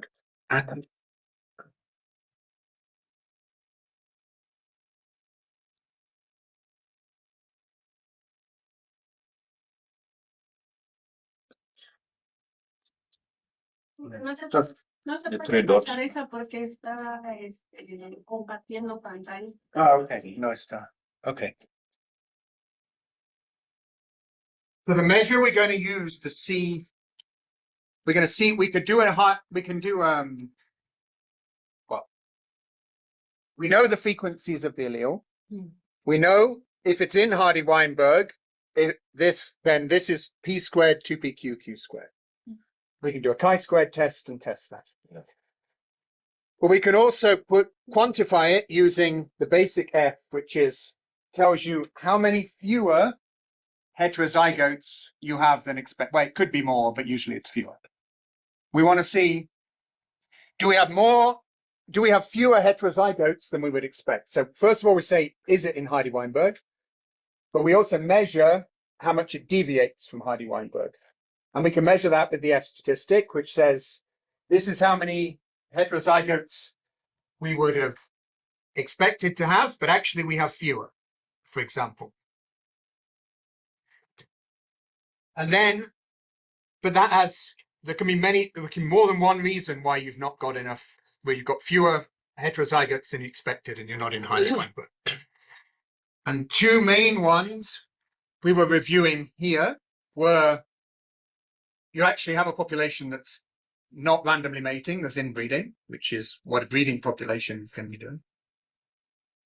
Or you have some structure in your population. So it's not actually one population, it's two populations with different allele frequencies. And if you have two populations with different allele frequencies, if you think of them as a single population and they're really two, it will always have fewer heterozygotes than you expect. And the reason is, I'm going to take an extreme case here. If you think you have one population, but it's actually two, and one of those is fixed, so it has frequencies of P, AA,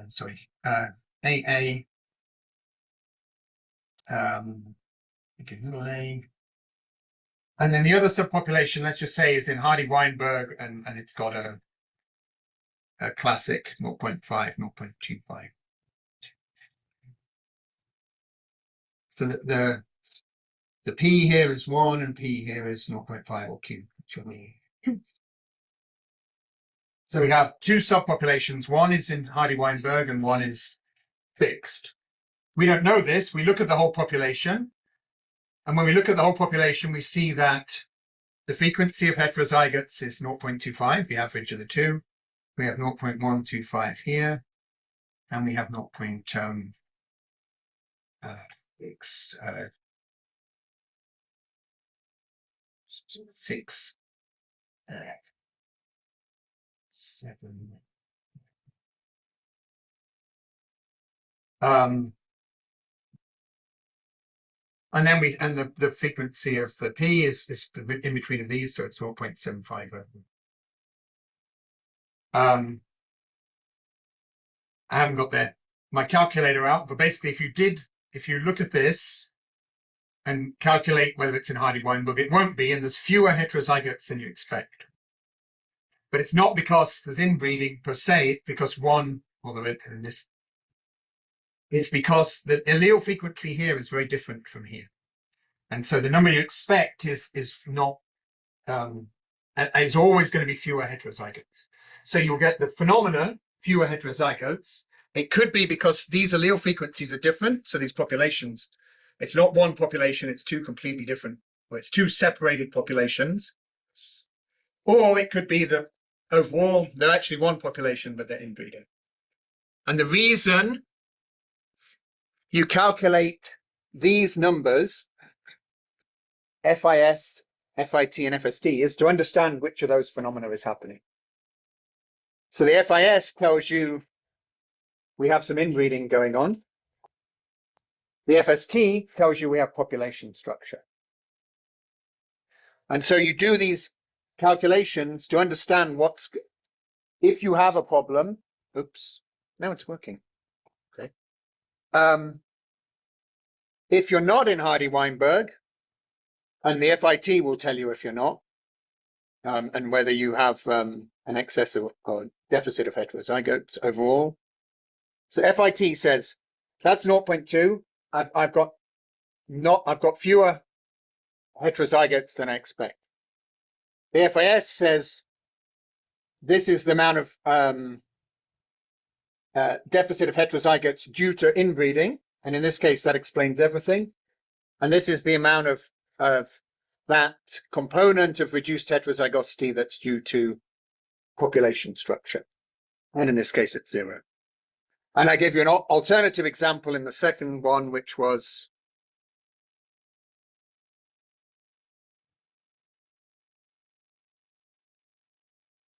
in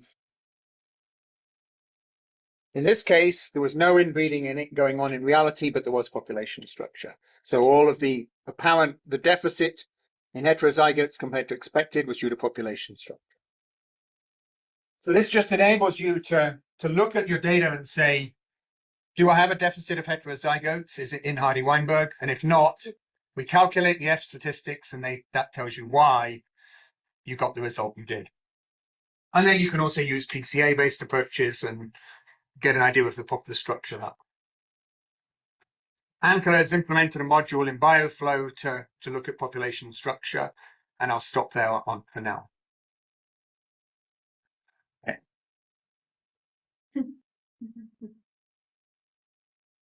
Now there's another, if you go back to the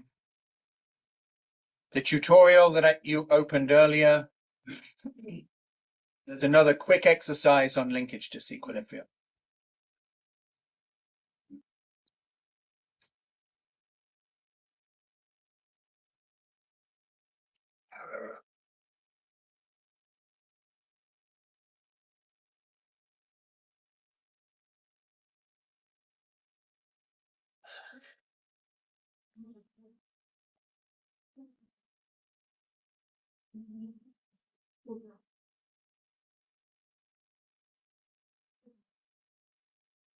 Okay.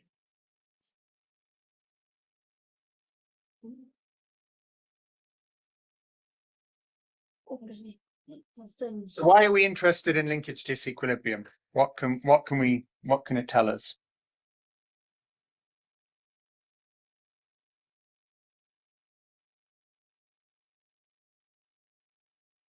So when you were looking at GWAS,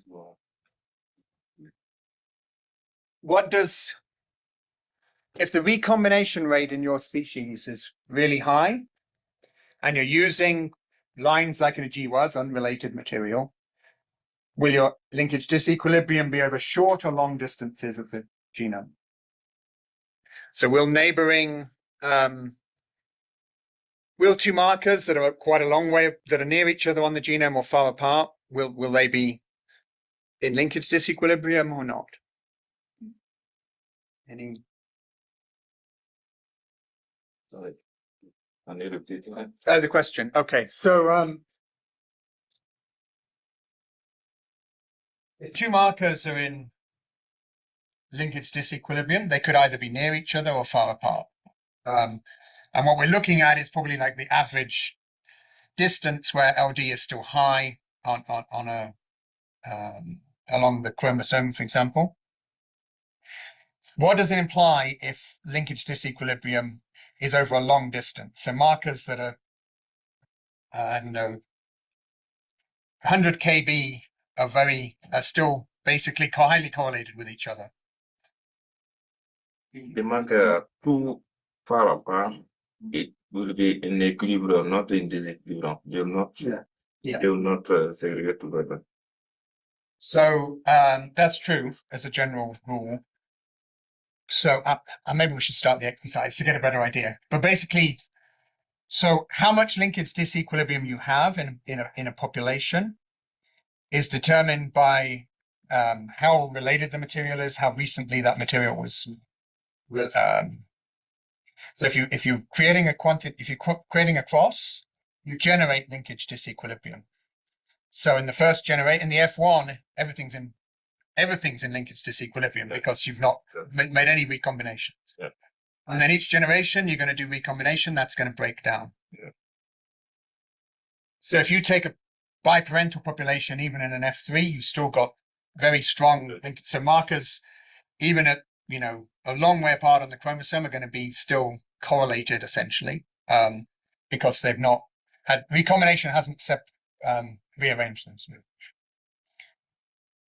If you're dealing with a link association mapping panel, you've got very unrelated material, and there's been 1,000 generations of recombination.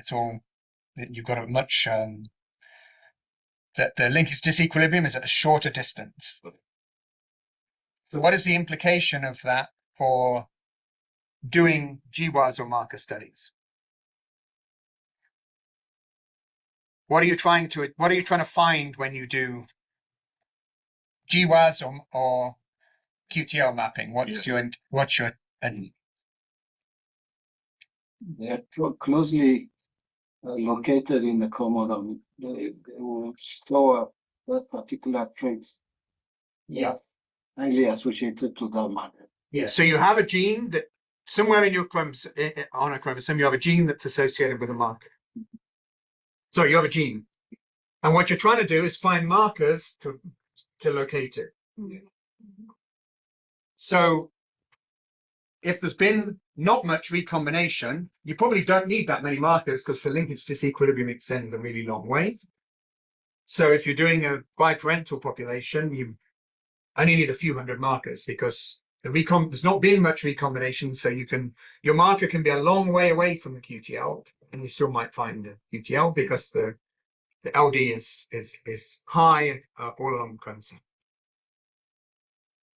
So what does that mean about how accurately you can estimate the position of the QTL? Depending on how the marker and the trait of interest are far apart. If they are very close to each other, then there is high chance of detecting the trait of interest. If the marker is far, it is far, there is a low chance of identifying. That's correct. So, but what about the difference? So if your markers that are next to each other have been recombined a lot, so if there's been a lot of recombination, it becomes much harder to find a marker. So let's say you have 1,000 markers with lots of recombination and 1,000 markers with no recombination, with very little recombination. Let's say we have 10 markers with lots of recombination and 10 markers with not much.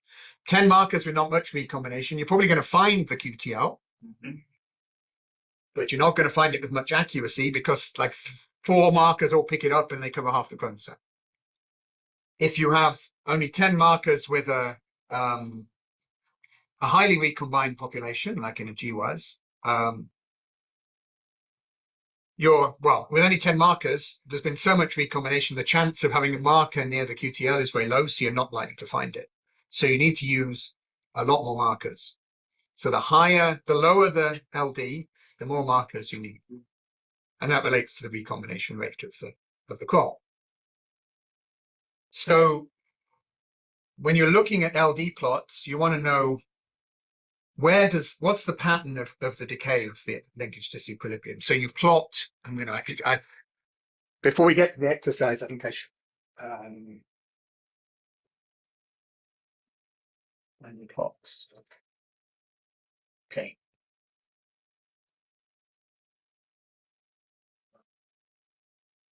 So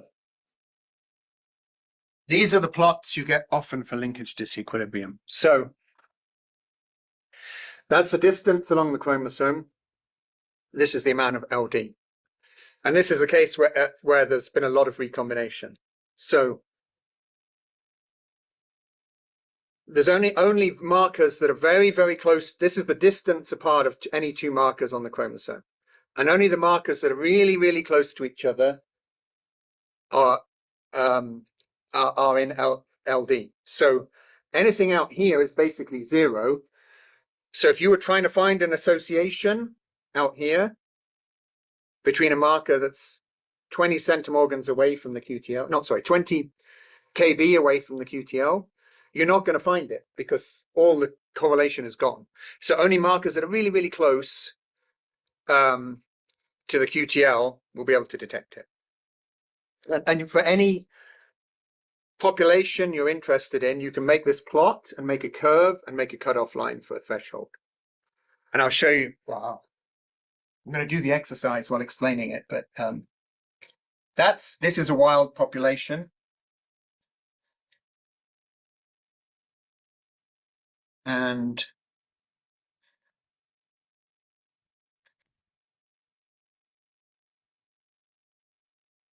this is a breeding population. So now, if you fit a curve to this, you can have things a long way apart and you'll find a QTL. So it's easy to detect QTL.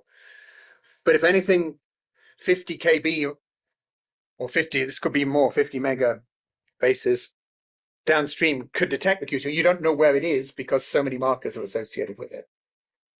So you need to understand your LD before you start a GWAS, before you start QTL mapping, you create the LD, so that's okay. But before you start a GWAS, you must understand the LD in your population because it may be you don't have enough markers. You plot this curve, and if you're in the narrow range like the one I showed you before, you need a lot more markers. Here you're okay. It's what I tried to before. I mentioned this the other day before we spoke. When you do GWAS, it's before you even start, when you just have your genotypic data, you don't have any phenotypic data, you need to do a power analysis. You need to know how many what's my chance of detecting something? And the LD is a really important part of that, because if you haven't got enough markers, if you've got if linkage disequilibrium is in short distances, you're not going to be able to find the connection between the marker and the QTL unless you have sufficient markers to match that.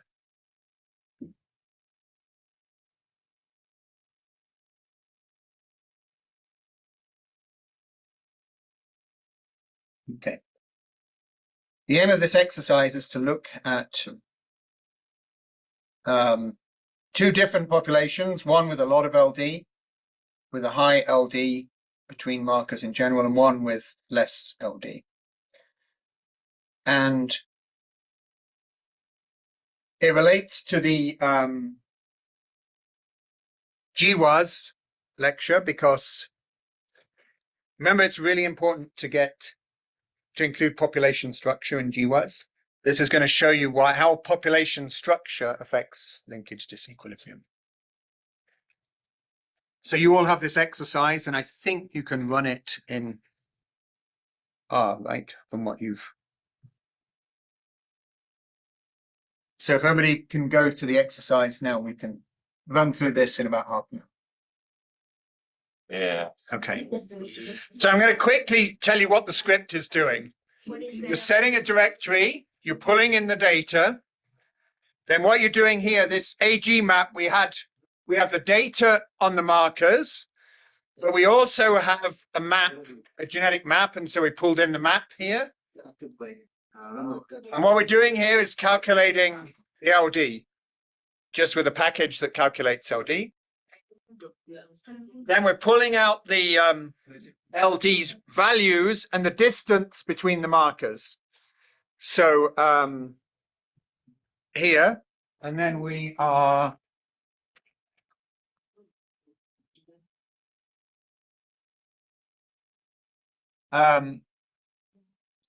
so we're getting the numbers we need for the graph, and here we're making the graph. So what does this graph show?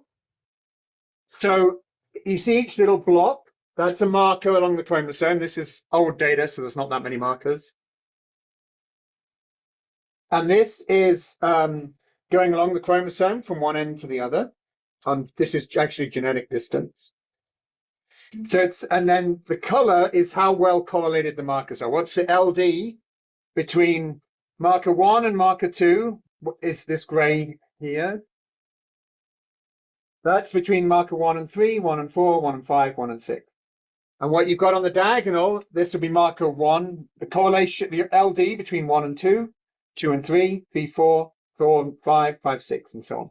So along here, you're looking at adjacent markers. If you see a patch of red here, it's between markers that are quite a long, like from here to here would be 0.1 to 0.5, so a long way down the chromosome. What's the color showing us? The color is how much LD. The strong. So gray is 0, basically, and red is strong, up to 0.5. Red is strong. Yeah. So where is all the LD in this? Yeah. So it's between markers that are close to each other only. And the long distance LD between markers that aren't close to each other, there is some, but it's very faint and minor. And actually, even neighboring markers in this population, most of the time aren't in LD. So this is a highly recombined population because it's a natural population. So when we did this first analysis, we've taken the data at face value. Okay, we've just taken the data as it is.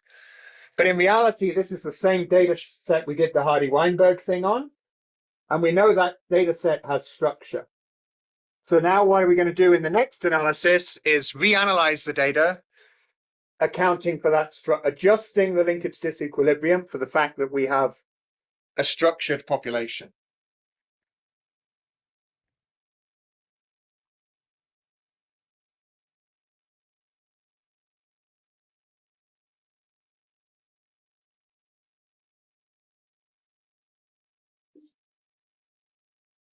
This is just destruction of found. Yeah. Okay. No, so You're saying this is not because you confuse the directory. You have to go back and get your directory. So is there that component of testing the power here in this script? How to No, I don't have the power analysis in this script. I do have scripts for that, but not here. So what you're doing in a power analysis is you basically take the genotype data as is, and you pick a marker that's going to have a QTL on it. And instead of it being a marker, it's now a QTL. You give it some effect size, you give it a heritability, dampens how clear it is. And then you do a pretend analysis, see how you can find it with the markers you have. And you repeat that with like 1,000 random markers. And then you've basically said, if I have a QTL somewhere in the genome, what's my chance of finding it if the effect is 0.1 and the heritability is 0.5? And that's the power analysis. So if your chance of finding a big QTL with high effect size is very low, you're wasting your money. Well, that's why it is very important to run the power analysis. We need the script. Yeah. I'll have to modify. Oh wait, I'll have to modify that script to send you. But yeah, what went wrong here? No, it's pretty well. Also, when delete some points, appears that Okay. warning, but it's only a warning. It's not an error.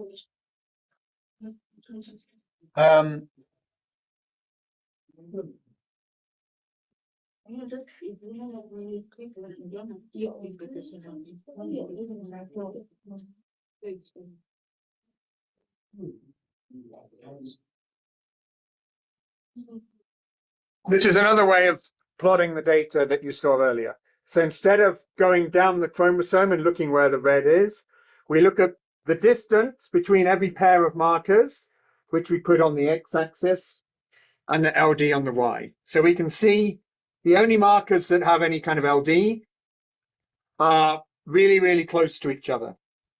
And any markers that are further apart, they're not in LD.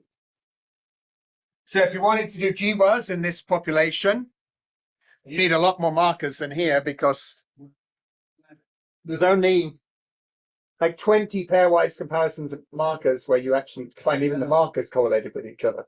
So your chance of finding a QTL in this population with this many markers is essentially 0. Because the number of markers we are developing are few. So there's, if you go look at the previous,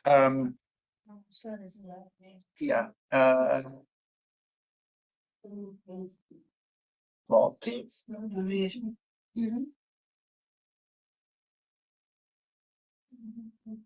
So if you want to be able to, the redder this is, the more chance you have of finding a QTL. So basically, you've got large areas of the chromosome where even two markers that are next to each other are not in LD. So your chance of finding a QTL where you don't even have the neighboring markers in LD is very small, because what you want with the marker needs to be in LD with the QTL. But even very close markers have no LD.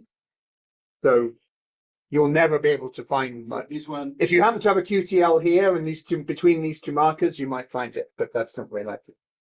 in this case, it's a low chance of getting Yeah. There's no, you need a lot more red along the diagonal to find a QTL.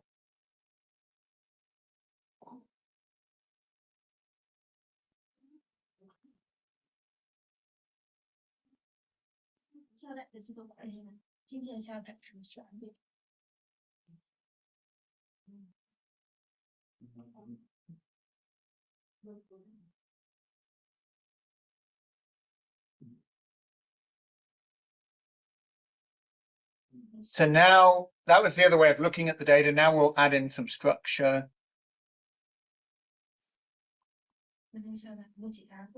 Extract the data again. Okay. Now here, when we took account of population structure, if there is any population structure, it might be making the LD higher. And actually, it's very subtle, but all of the long distance ones have gone. And these are now not as red as they were before. They're pale red. So actually, the situation's even worse because you have some underlying population structure that was creating some LD. Get rid of that, and now it's even worse.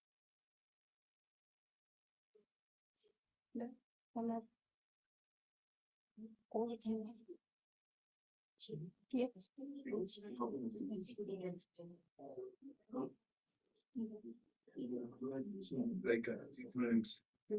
we have a wild population, has very low LD. You need a lot of markers. And we can but it actually had population structure. That population structure was what I talked about this morning. That can actually give you, create associations that aren't really there. So when we clean that up, well, we still have a bad situation for doing GWAS, but we actually have a slightly cleaner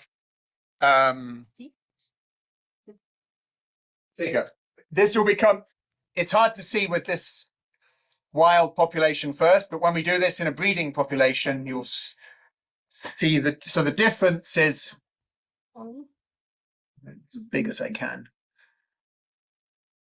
This was when we didn't take account of population structure.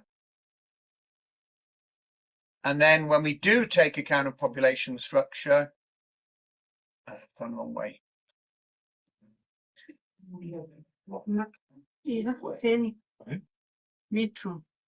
That's when we don't take account of structure. And then, and this is when we do, and it's clean. That's still not when we do. Okay, what's going on? That's when we don't take account of it. And then when we do, it gets lighter. Yeah, here. That's sorry. When we do, you get a lot of the faint red has gone, and the dark red is now light red. Sorry. This one or the other one? The one where it shows it on.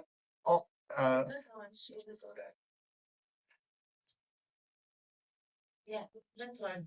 What is that? The red line indicated? The red line is. So this one is a very extreme curve. It goes kind of straight down and then like that. What we're trying to do with the red line is when the curve goes like that, we're trying to find the point where it starts to plateau. And that's the point where we say, it's not exact because it's a curve, but you're trying to say we're going to differentiate where we want to find the distance that two markers are apart, where you go from being able to having a connection having LD to having no LD. One by one. Don't use the maximum. So each dot on this one, each dot is a pair of markers. So this is the distance between two markers. So every pairwise combination of markers, every marker is a certain distance from another. So a marker, this is 0 is basically where two markers are very close to each other, and that's the distance between them, and the amount of LD is here. So these are pairwise. This is the pairwise distance between two markers. And then that's the LD you find. Are we saying this is where we are identifying the decay? This is where we're identifying the decay, yeah. So we're saying we're looking at the decay, and when you're around 0, you've got LD, and then it drops off very, very quickly here. And the drop-off point, this probably is a bit too high, but we're trying to find the distance where it drops off. I probably set that too high here. But the point where it starts to curve is where we say, well, above that, we have a LD at a certain distance. So you often read in a paper, LD decay was at 50 base pairs. Yeah, whatever. 50 base pairs. Yeah. That means you need more markers. Yeah. Oh, it might mean you might have enough markers, but in general, if it's 50 base pairs, you're going to need a lot. Yeah.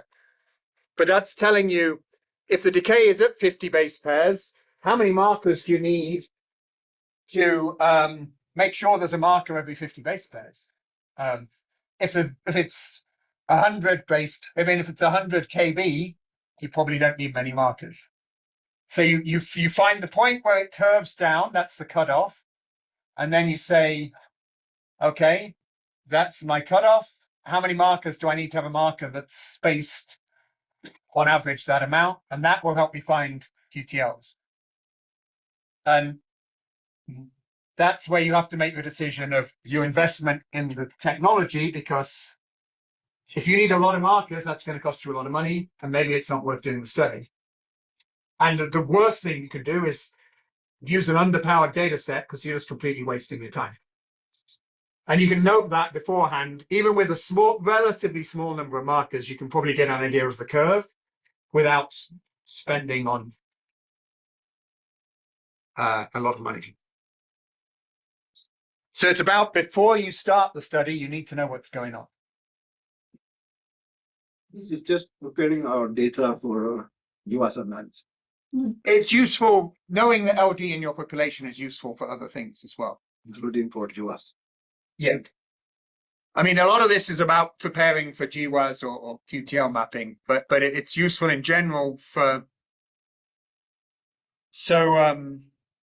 Diversity or population structure, diversity. yeah, for understanding if you've got structure, but also in a breeding population, you want to if you're cleaning, if you're doing an introgression and you want to clean up around the marker, and your population has quite high LD, low, not very rapid LD decay, it's going to take you a lot longer to clean up an introgression than it is if you've got very high LD. And the next bit of this exercise shows you another reason, which we'll come to in just a sec.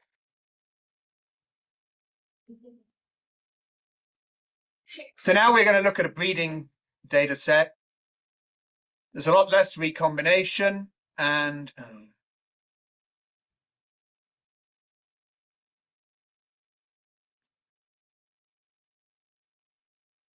okay. We look at it without structure, first of all. Okay. Some of you have got the picture. Yes. And the picture you've got shows lots of red. Yeah. So you have you've not had much recombination. All the markers are associated with each other. A lot of them are, including over distances. That means you've got a great chance of detecting a QTL, but it can be difficult to narrow down the location. I have a question on that graph too. If a lot of markers are associated, so it means they are supposed to use a few markers. You can use few markers and you will detect hit. But the problem is you can detect them, but because there hasn't been much recombination, you're going to say, well, I found a QTL, but it could be anywhere in the first half of the chromosome because they're all closely correlated. So what you get with a data set like this is you get more detection ability, but far less precision of where the actual thing is. Oh, finally. You can also see there's blocks that clearly are associated with each other. Now, and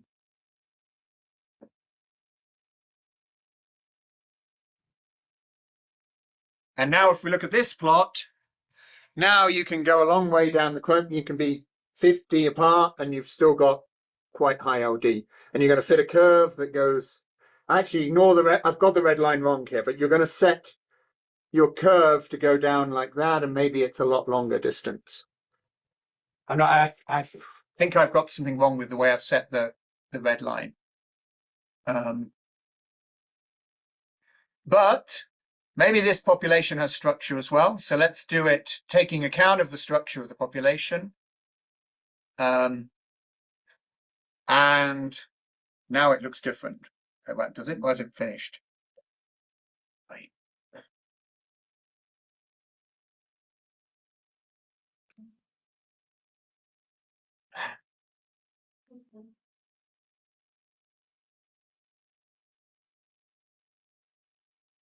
No, I've got to.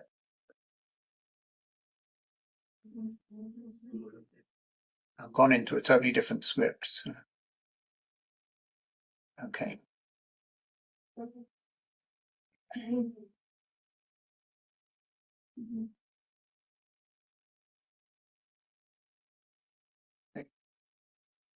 Now, this, if we took any population structure out, is now cleaner. Some of the LD has disappeared. So some of those associations were due to population structure. That's the false positives in GWAS, why you have to adjust GWAS for population structure, because this is just looking at the markers, not the QTL, but you can see that you actually look like you had a lot more connection between markers when you had some population structure.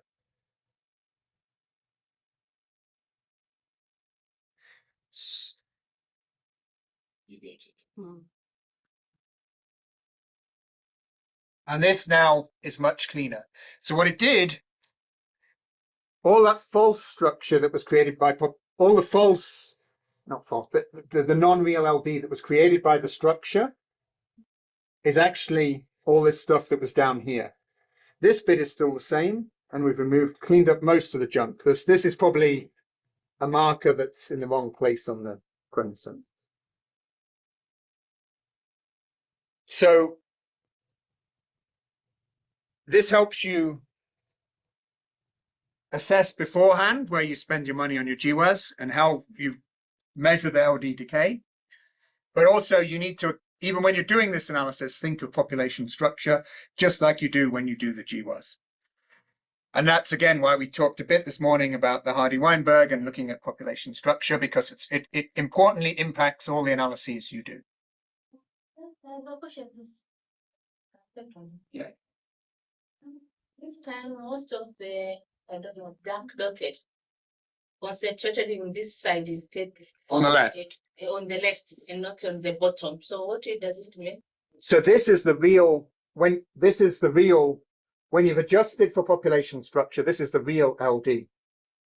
But if you estimate linkage disequilibrium and you have population structure confounding the analysis, it looks like you have some long distance relationships between markers that actually aren't there. When you remove the structure from the analysis, the population structure, it gets rid of the stuff that's fake, which is the stuff that's out here, and gives you the proper curve like you would normally expect. So this is really the LD, but it looks inflated because you had population structure in the previous one. So you shouldn't really have all these long distance. You shouldn't have markers that are this far apart in LD. You should have a smooth curve going like that, which is what this does. But before you had all this stuff here, and that was created by the population structure, because instead of having, this isn't a population of freely mating individuals, it's got a family and structure.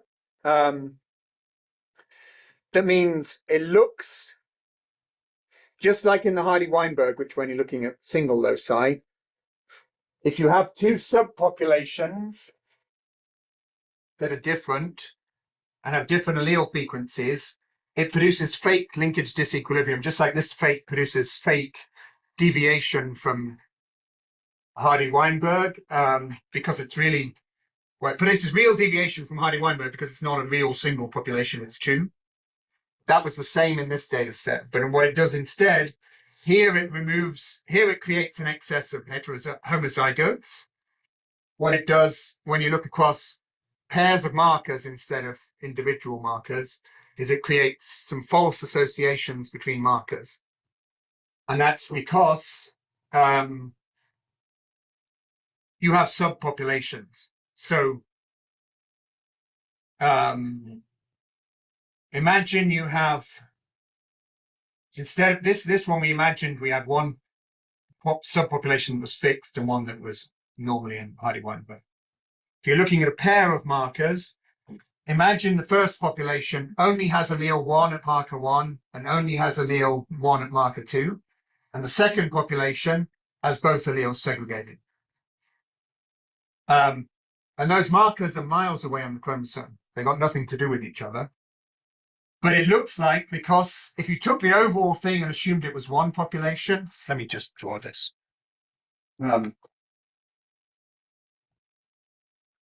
Let's say you have two populations, and in population 1, every individual at marker 1 is big A, and every individual at marker 2 is big B.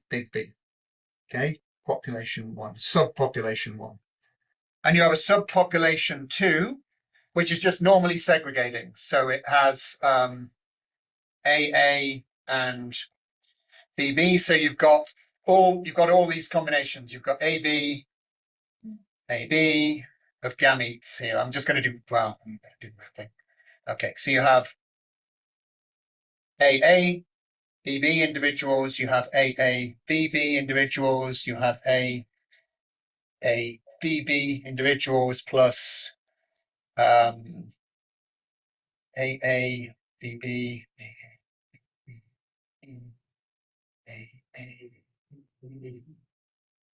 plus AA.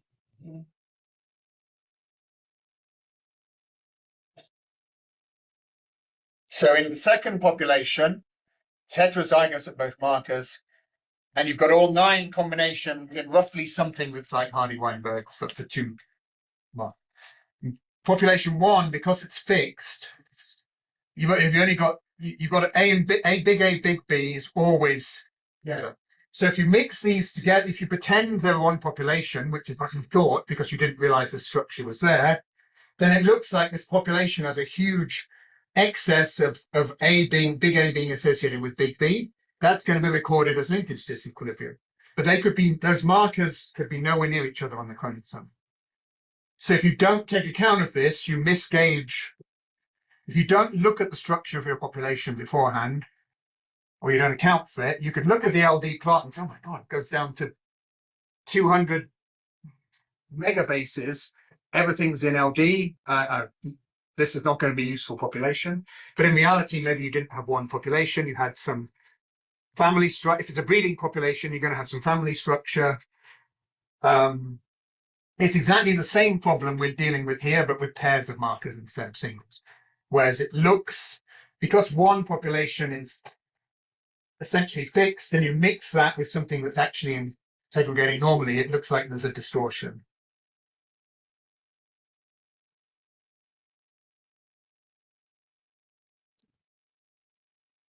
So there's one last thing in the exercise, which is a 5-minute task.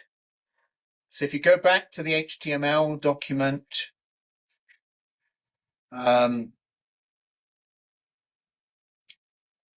One last thing in this area. So when you plot the physical against the genetic distance in a chromosome. We know that recombination varies along the chromosomes. So if you go a long way where you go from 200 to 400, this is a wheat example, your genetic distance doesn't change. So basically all of these markers are in perfect linkage disequilibrium in the middle here. So what part of the chromosome is that? Where there's no recombination. 400 megabits. Yeah. So this is the centromere of the chromosome. So most people recognize this curve that the linkage disequilibrium, there's much more recombination towards the telomeres.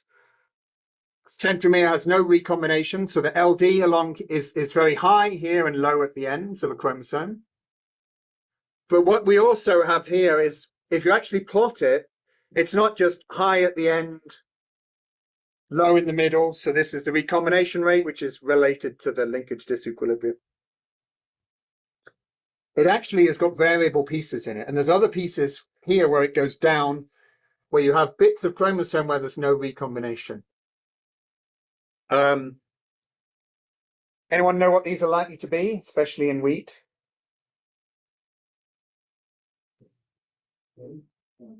So this is a wheat example, and we've got a normal chromosome. The plot will go up, high recombination at the telomere, along the chromosome centromere, no recombination, and then go up again.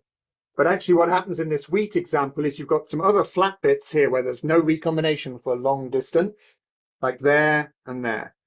Do you know why that might be? Anyone? Nobody works on wheat here, do they? Okay. So wheat has a long history of introgression of material from land races and wild relatives. That material often doesn't recombine. So when you're doing pre-breeding, you bring in an introgression. It doesn't recombine with the native material because it's too different.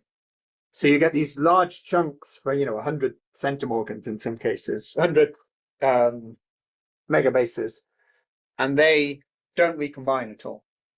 And so if you have something like this in your population, it has implications for what you can do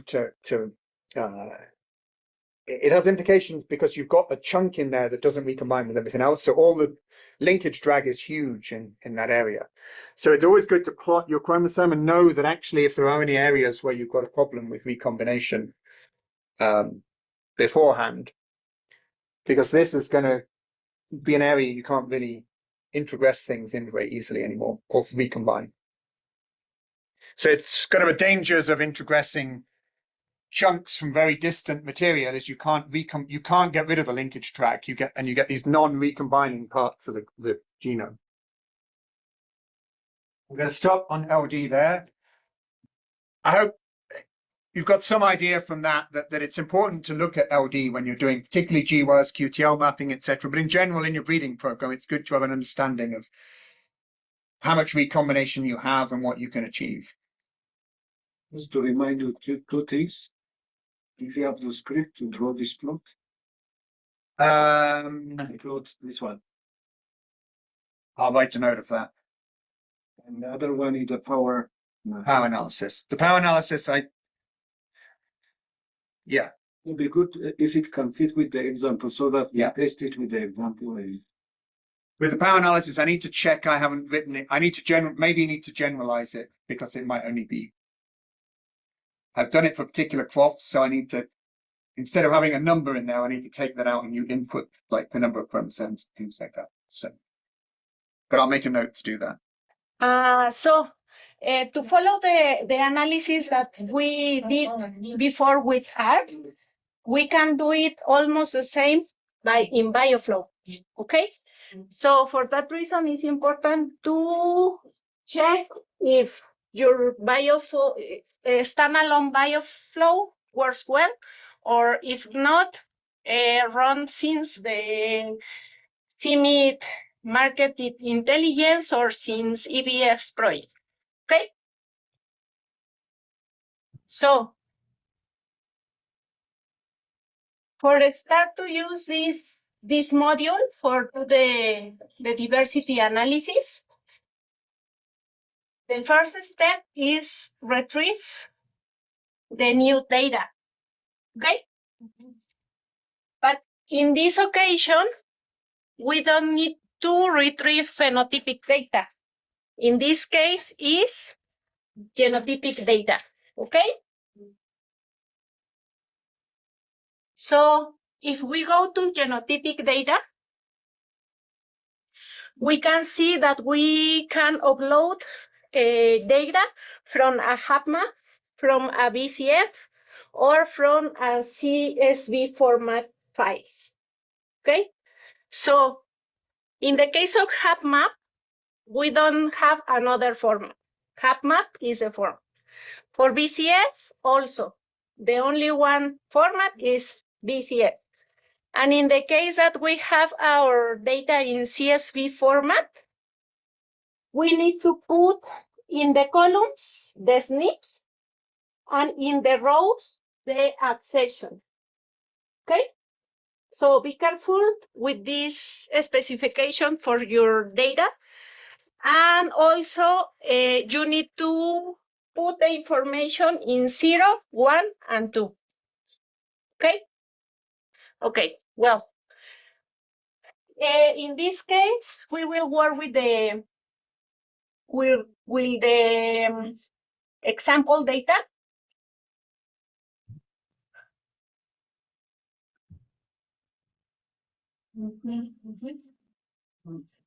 This information takes more time because we have a lot of data, because we have the marker data.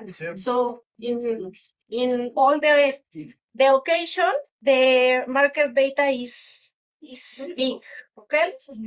So it takes a lot of time to upload this data. Yes, when you load the example, take a few minutes to upload, but automatically in the match column, you can see this table. Okay? Yes. If you can see this table, everything is fine until here. Okay? So here you can see a summary of the data. Okay? In my case, I load HapMap file. For that reason, I have information about the chromosome and the position for each chromosome and how many markers have in each chromosome. Okay? Yes. Did everybody catch that? We're looking at the markers in chromosomes. This summary is only if you upload HapMap format or BCF format. Because in the case that you upload CSV format, in many occasions, you only have the information for the marker. So if you have only the information for the markers, this summary doesn't appear. Only in the case that you upload a HapMap or BCF, this summary appears because we have all of this information about our data. Okay? And finally, we need to check the status. If data is complete, you can proceed with the modules. Okay? Until here, everything is fine? Yes. Okay. Then, Don't speak for then go to the gene flow and brief and go to population structure module. So again, at the start, you can see the status of your data and the details about of this module. Okay, so here you have two options. Do the analysis with your raw data, or first do the QC genotype for control the missing data and imputation. Okay, in this occasion, work with the raw data. Again, the first step is to stamp to apply the information. Okay, so here we have only one option. that is 0 when you use the raw data. When you did before a QC genotypic information, well, appears all the option that you have. Okay, but in this case is 0. Here, it doesn't appear because we don't have another analysis, okay? Then we have additional settings. One of those is to add an external information for create a groups, because we can include, for example, passport information for create in the dendrogram and the biplot these groups, but the specific groups that we know that the structure have. For example, if you have individuals from different parts of Mexico, we need like the example, Guerrero and Mexico and Jalisco, you can add this information for create this population structure. Okay. Another option that we have is remove of the monomorphic markers from groups. Also, you can decide the number of clusters that you want to put in the dendrogram for create the dendrogram. By default is 3. And another option is which genetic distance to be calculated, the Rogers or the name distance. And at the end, well, if we don't move nothing of that, at the end, we only need to go to run analysis to change the name. And run. This analysis takes more time than the others because the information is more. Because remember that we are working with the marker information. So be patient. Maybe it's a good idea to go for a coffee and come back. And no, it's not a long time. But yes, the time depends on your data, okay? Because if you have more genotypes and more markers, the time is more. Okay? When appears the result, if you see, the first result is the summary diversity with the percent of polymorphic lossy, expected heterozygosity, observed heterozygosity, the number of effective allele and standard deviation for each one of that statistic. This is for general population. Okay?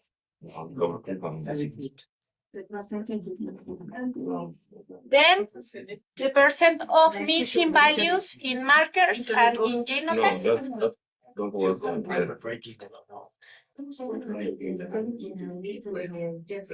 Then the ANOVA, that is similar to the FST. And the biplot. Yes, here we can see that we don't have only 3 populations. Maybe we have 1, 2, 3, 4, 5 populations. You see that? And also a dendrogram. But in this occasion, we have a lot of individuals. So for that reason, it's not possible to see well the levels. But it's possible to see the groups. These groups correspond to the cluster. Okay? We asked for 3 clusters. So this is the cluster 1, 2, and 3. Okay, so you can see all of this information in the other tabs.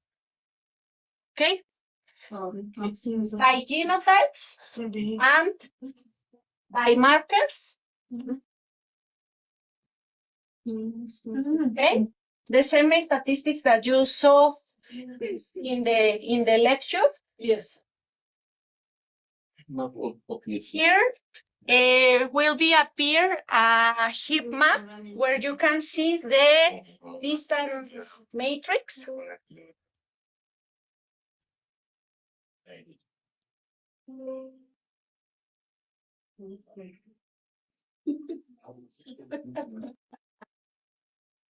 You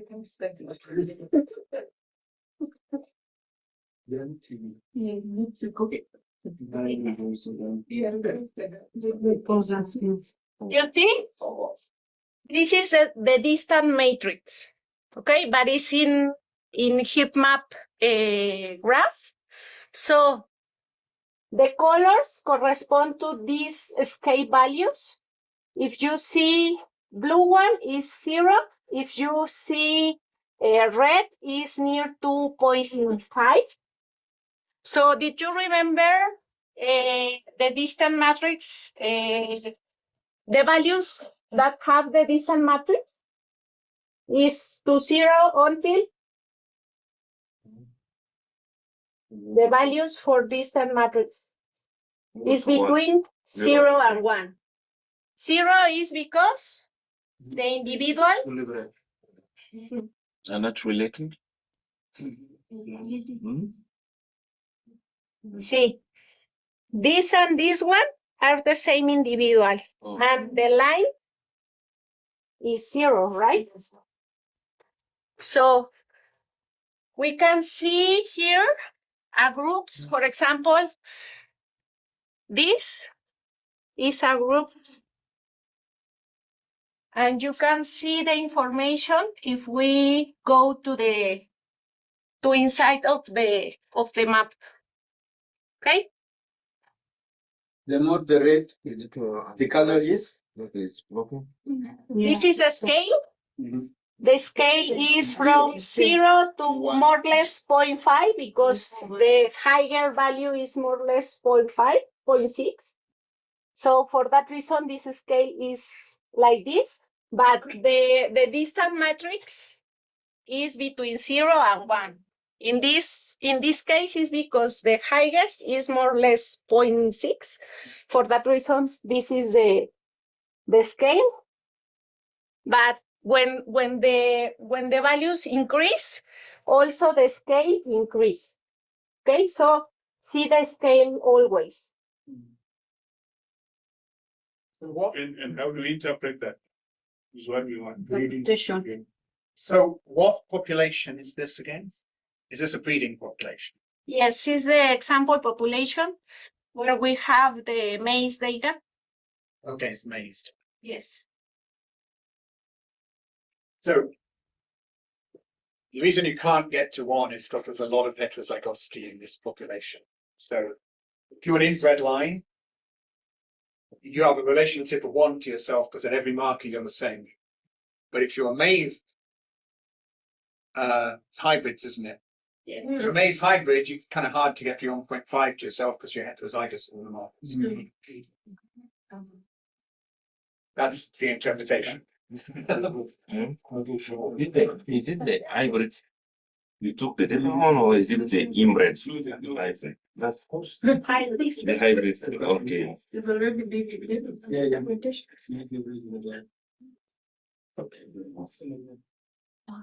Let's do all that is closer. Has been already. It's your self relationship. Yeah. Take time to generate each one of the graphs because the information, but at the end you can see in some of these graphs you have an option in that part to change many of the things of the graph. Okay, for example, in this graph we have the option for change the size of the line, the size of the labels, the spaces, the position of legend. If we want to do a dendrogram, a circular dendrogram or a rectangle dendrogram, here. And also you can choose the colors. Okay? So you can manipulate this graph. Here. Okay. This one, this here in more. Okay. Also in this plot of multidimensional scaling, that is the pie plot. Also you have the same option to change the labels, the colors, the color of the titles, the size of the titles, the color of access, and the size of the points, the color of background. So this is an option for change totally the design of the plot according of your goals. Okay. Also, another thing is if you need to save specifically this plot, you can go to download plot as a PNG and save it in automatically.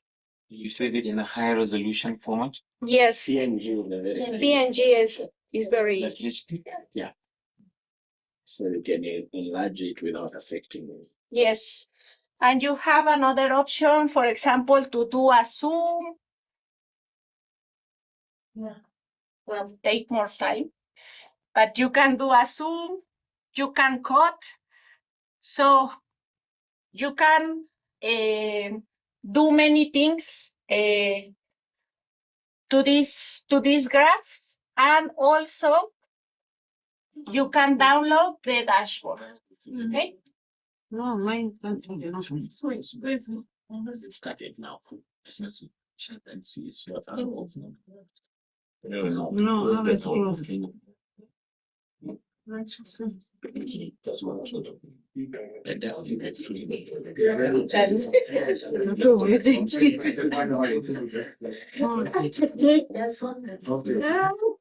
I want to. So if you look at the observed and expected heterozygosity, this morning I told you, usually we expect maybe if there's been some inbreeding, we've lost the hybrids, the number of heterozygotes is lower.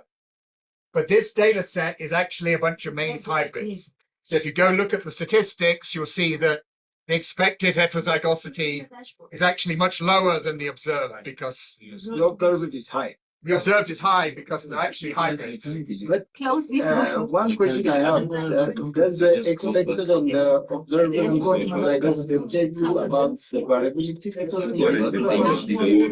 Just It tells you whether it's highly likely or not, and then you can see if it isn't, why. And in this case, obviously, why? It's because it's a hybrid. It's a set of hybrids, not a population. It doesn't indicate that the population is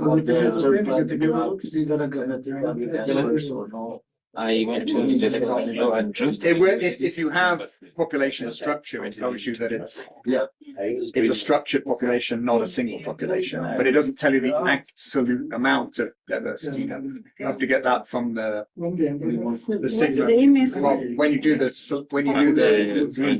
trial analysis, this tells you some information about the observed versus the expected. You can use in this case the interpretation system. We did one before population. It's the one. Because it's the first day is not the one. But if it was something you thought was population, and actually the heterozygosity is low, then you've either got a little bit of We are going to population structure. Also, I noted that observed diversity.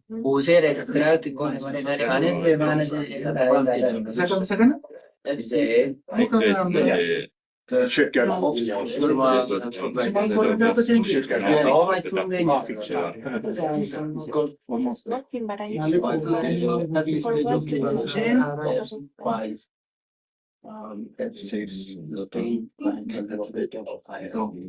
But what if you loaded the genotype data and you said, I'm loading my F6 reload, and you go to the statistics here. Reload.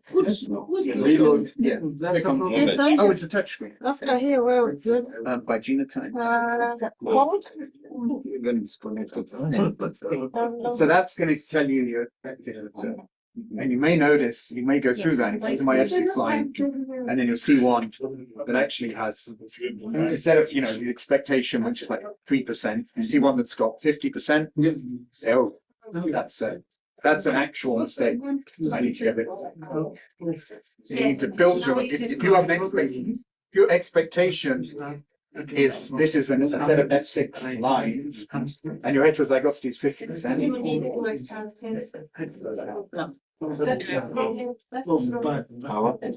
in online. Explanation you are giving is very good. It is high. So that's the expected, Yeah. and this is the observed. So you can see the observed is much higher than the expected. Yeah. And that's because this isn't really, this isn't a population, it's it is a population, but it's the stage 2 trial of the hybrids. So the observed heterozygosity is going to be more than you expect because essentially they're hybrids. Yeah. But if, let's say, this was a stage 2 trial in wheat with F6, and the expected is going to be something really low, the observed is high, then you've actually got a output. Output somewhere of the But this is higher because it's so if you didn't have observed, if the observed is similar to the expected, maybe you haven't got a hybrid. But it's not going to, and it's consistent. I mean, all the lines. 0.5 expected and 0.6 the observed. That's across markets. Remember, not all the markets are. Yes. And also not all. It's a mix of crosses, so not everybody. It's not one because it's a mix of crosses. Some of which have some of which are variable in market and some which are not. But you would expect it to be higher than expected because and actually they're really consistent. They're all about 0.6 something. So in this case, it's probably reflective of the fact that however many crosses are in it's a data set we're going to use for the selection index. So everybody's understood the statistics you're getting here, the polymorphic loci, expected and observed, standard deviation. So you've got expected and observed heterozygosity, but also the standard deviation on those numbers, which gives you an idea if they are significant. The number of effective alleles is kind of like an effective population size, so idea. And this is the diversity module that goes over the things we talked about this morning, population structure. That's for QCing your genotype data in a way as well, understanding it like we discussed this morning.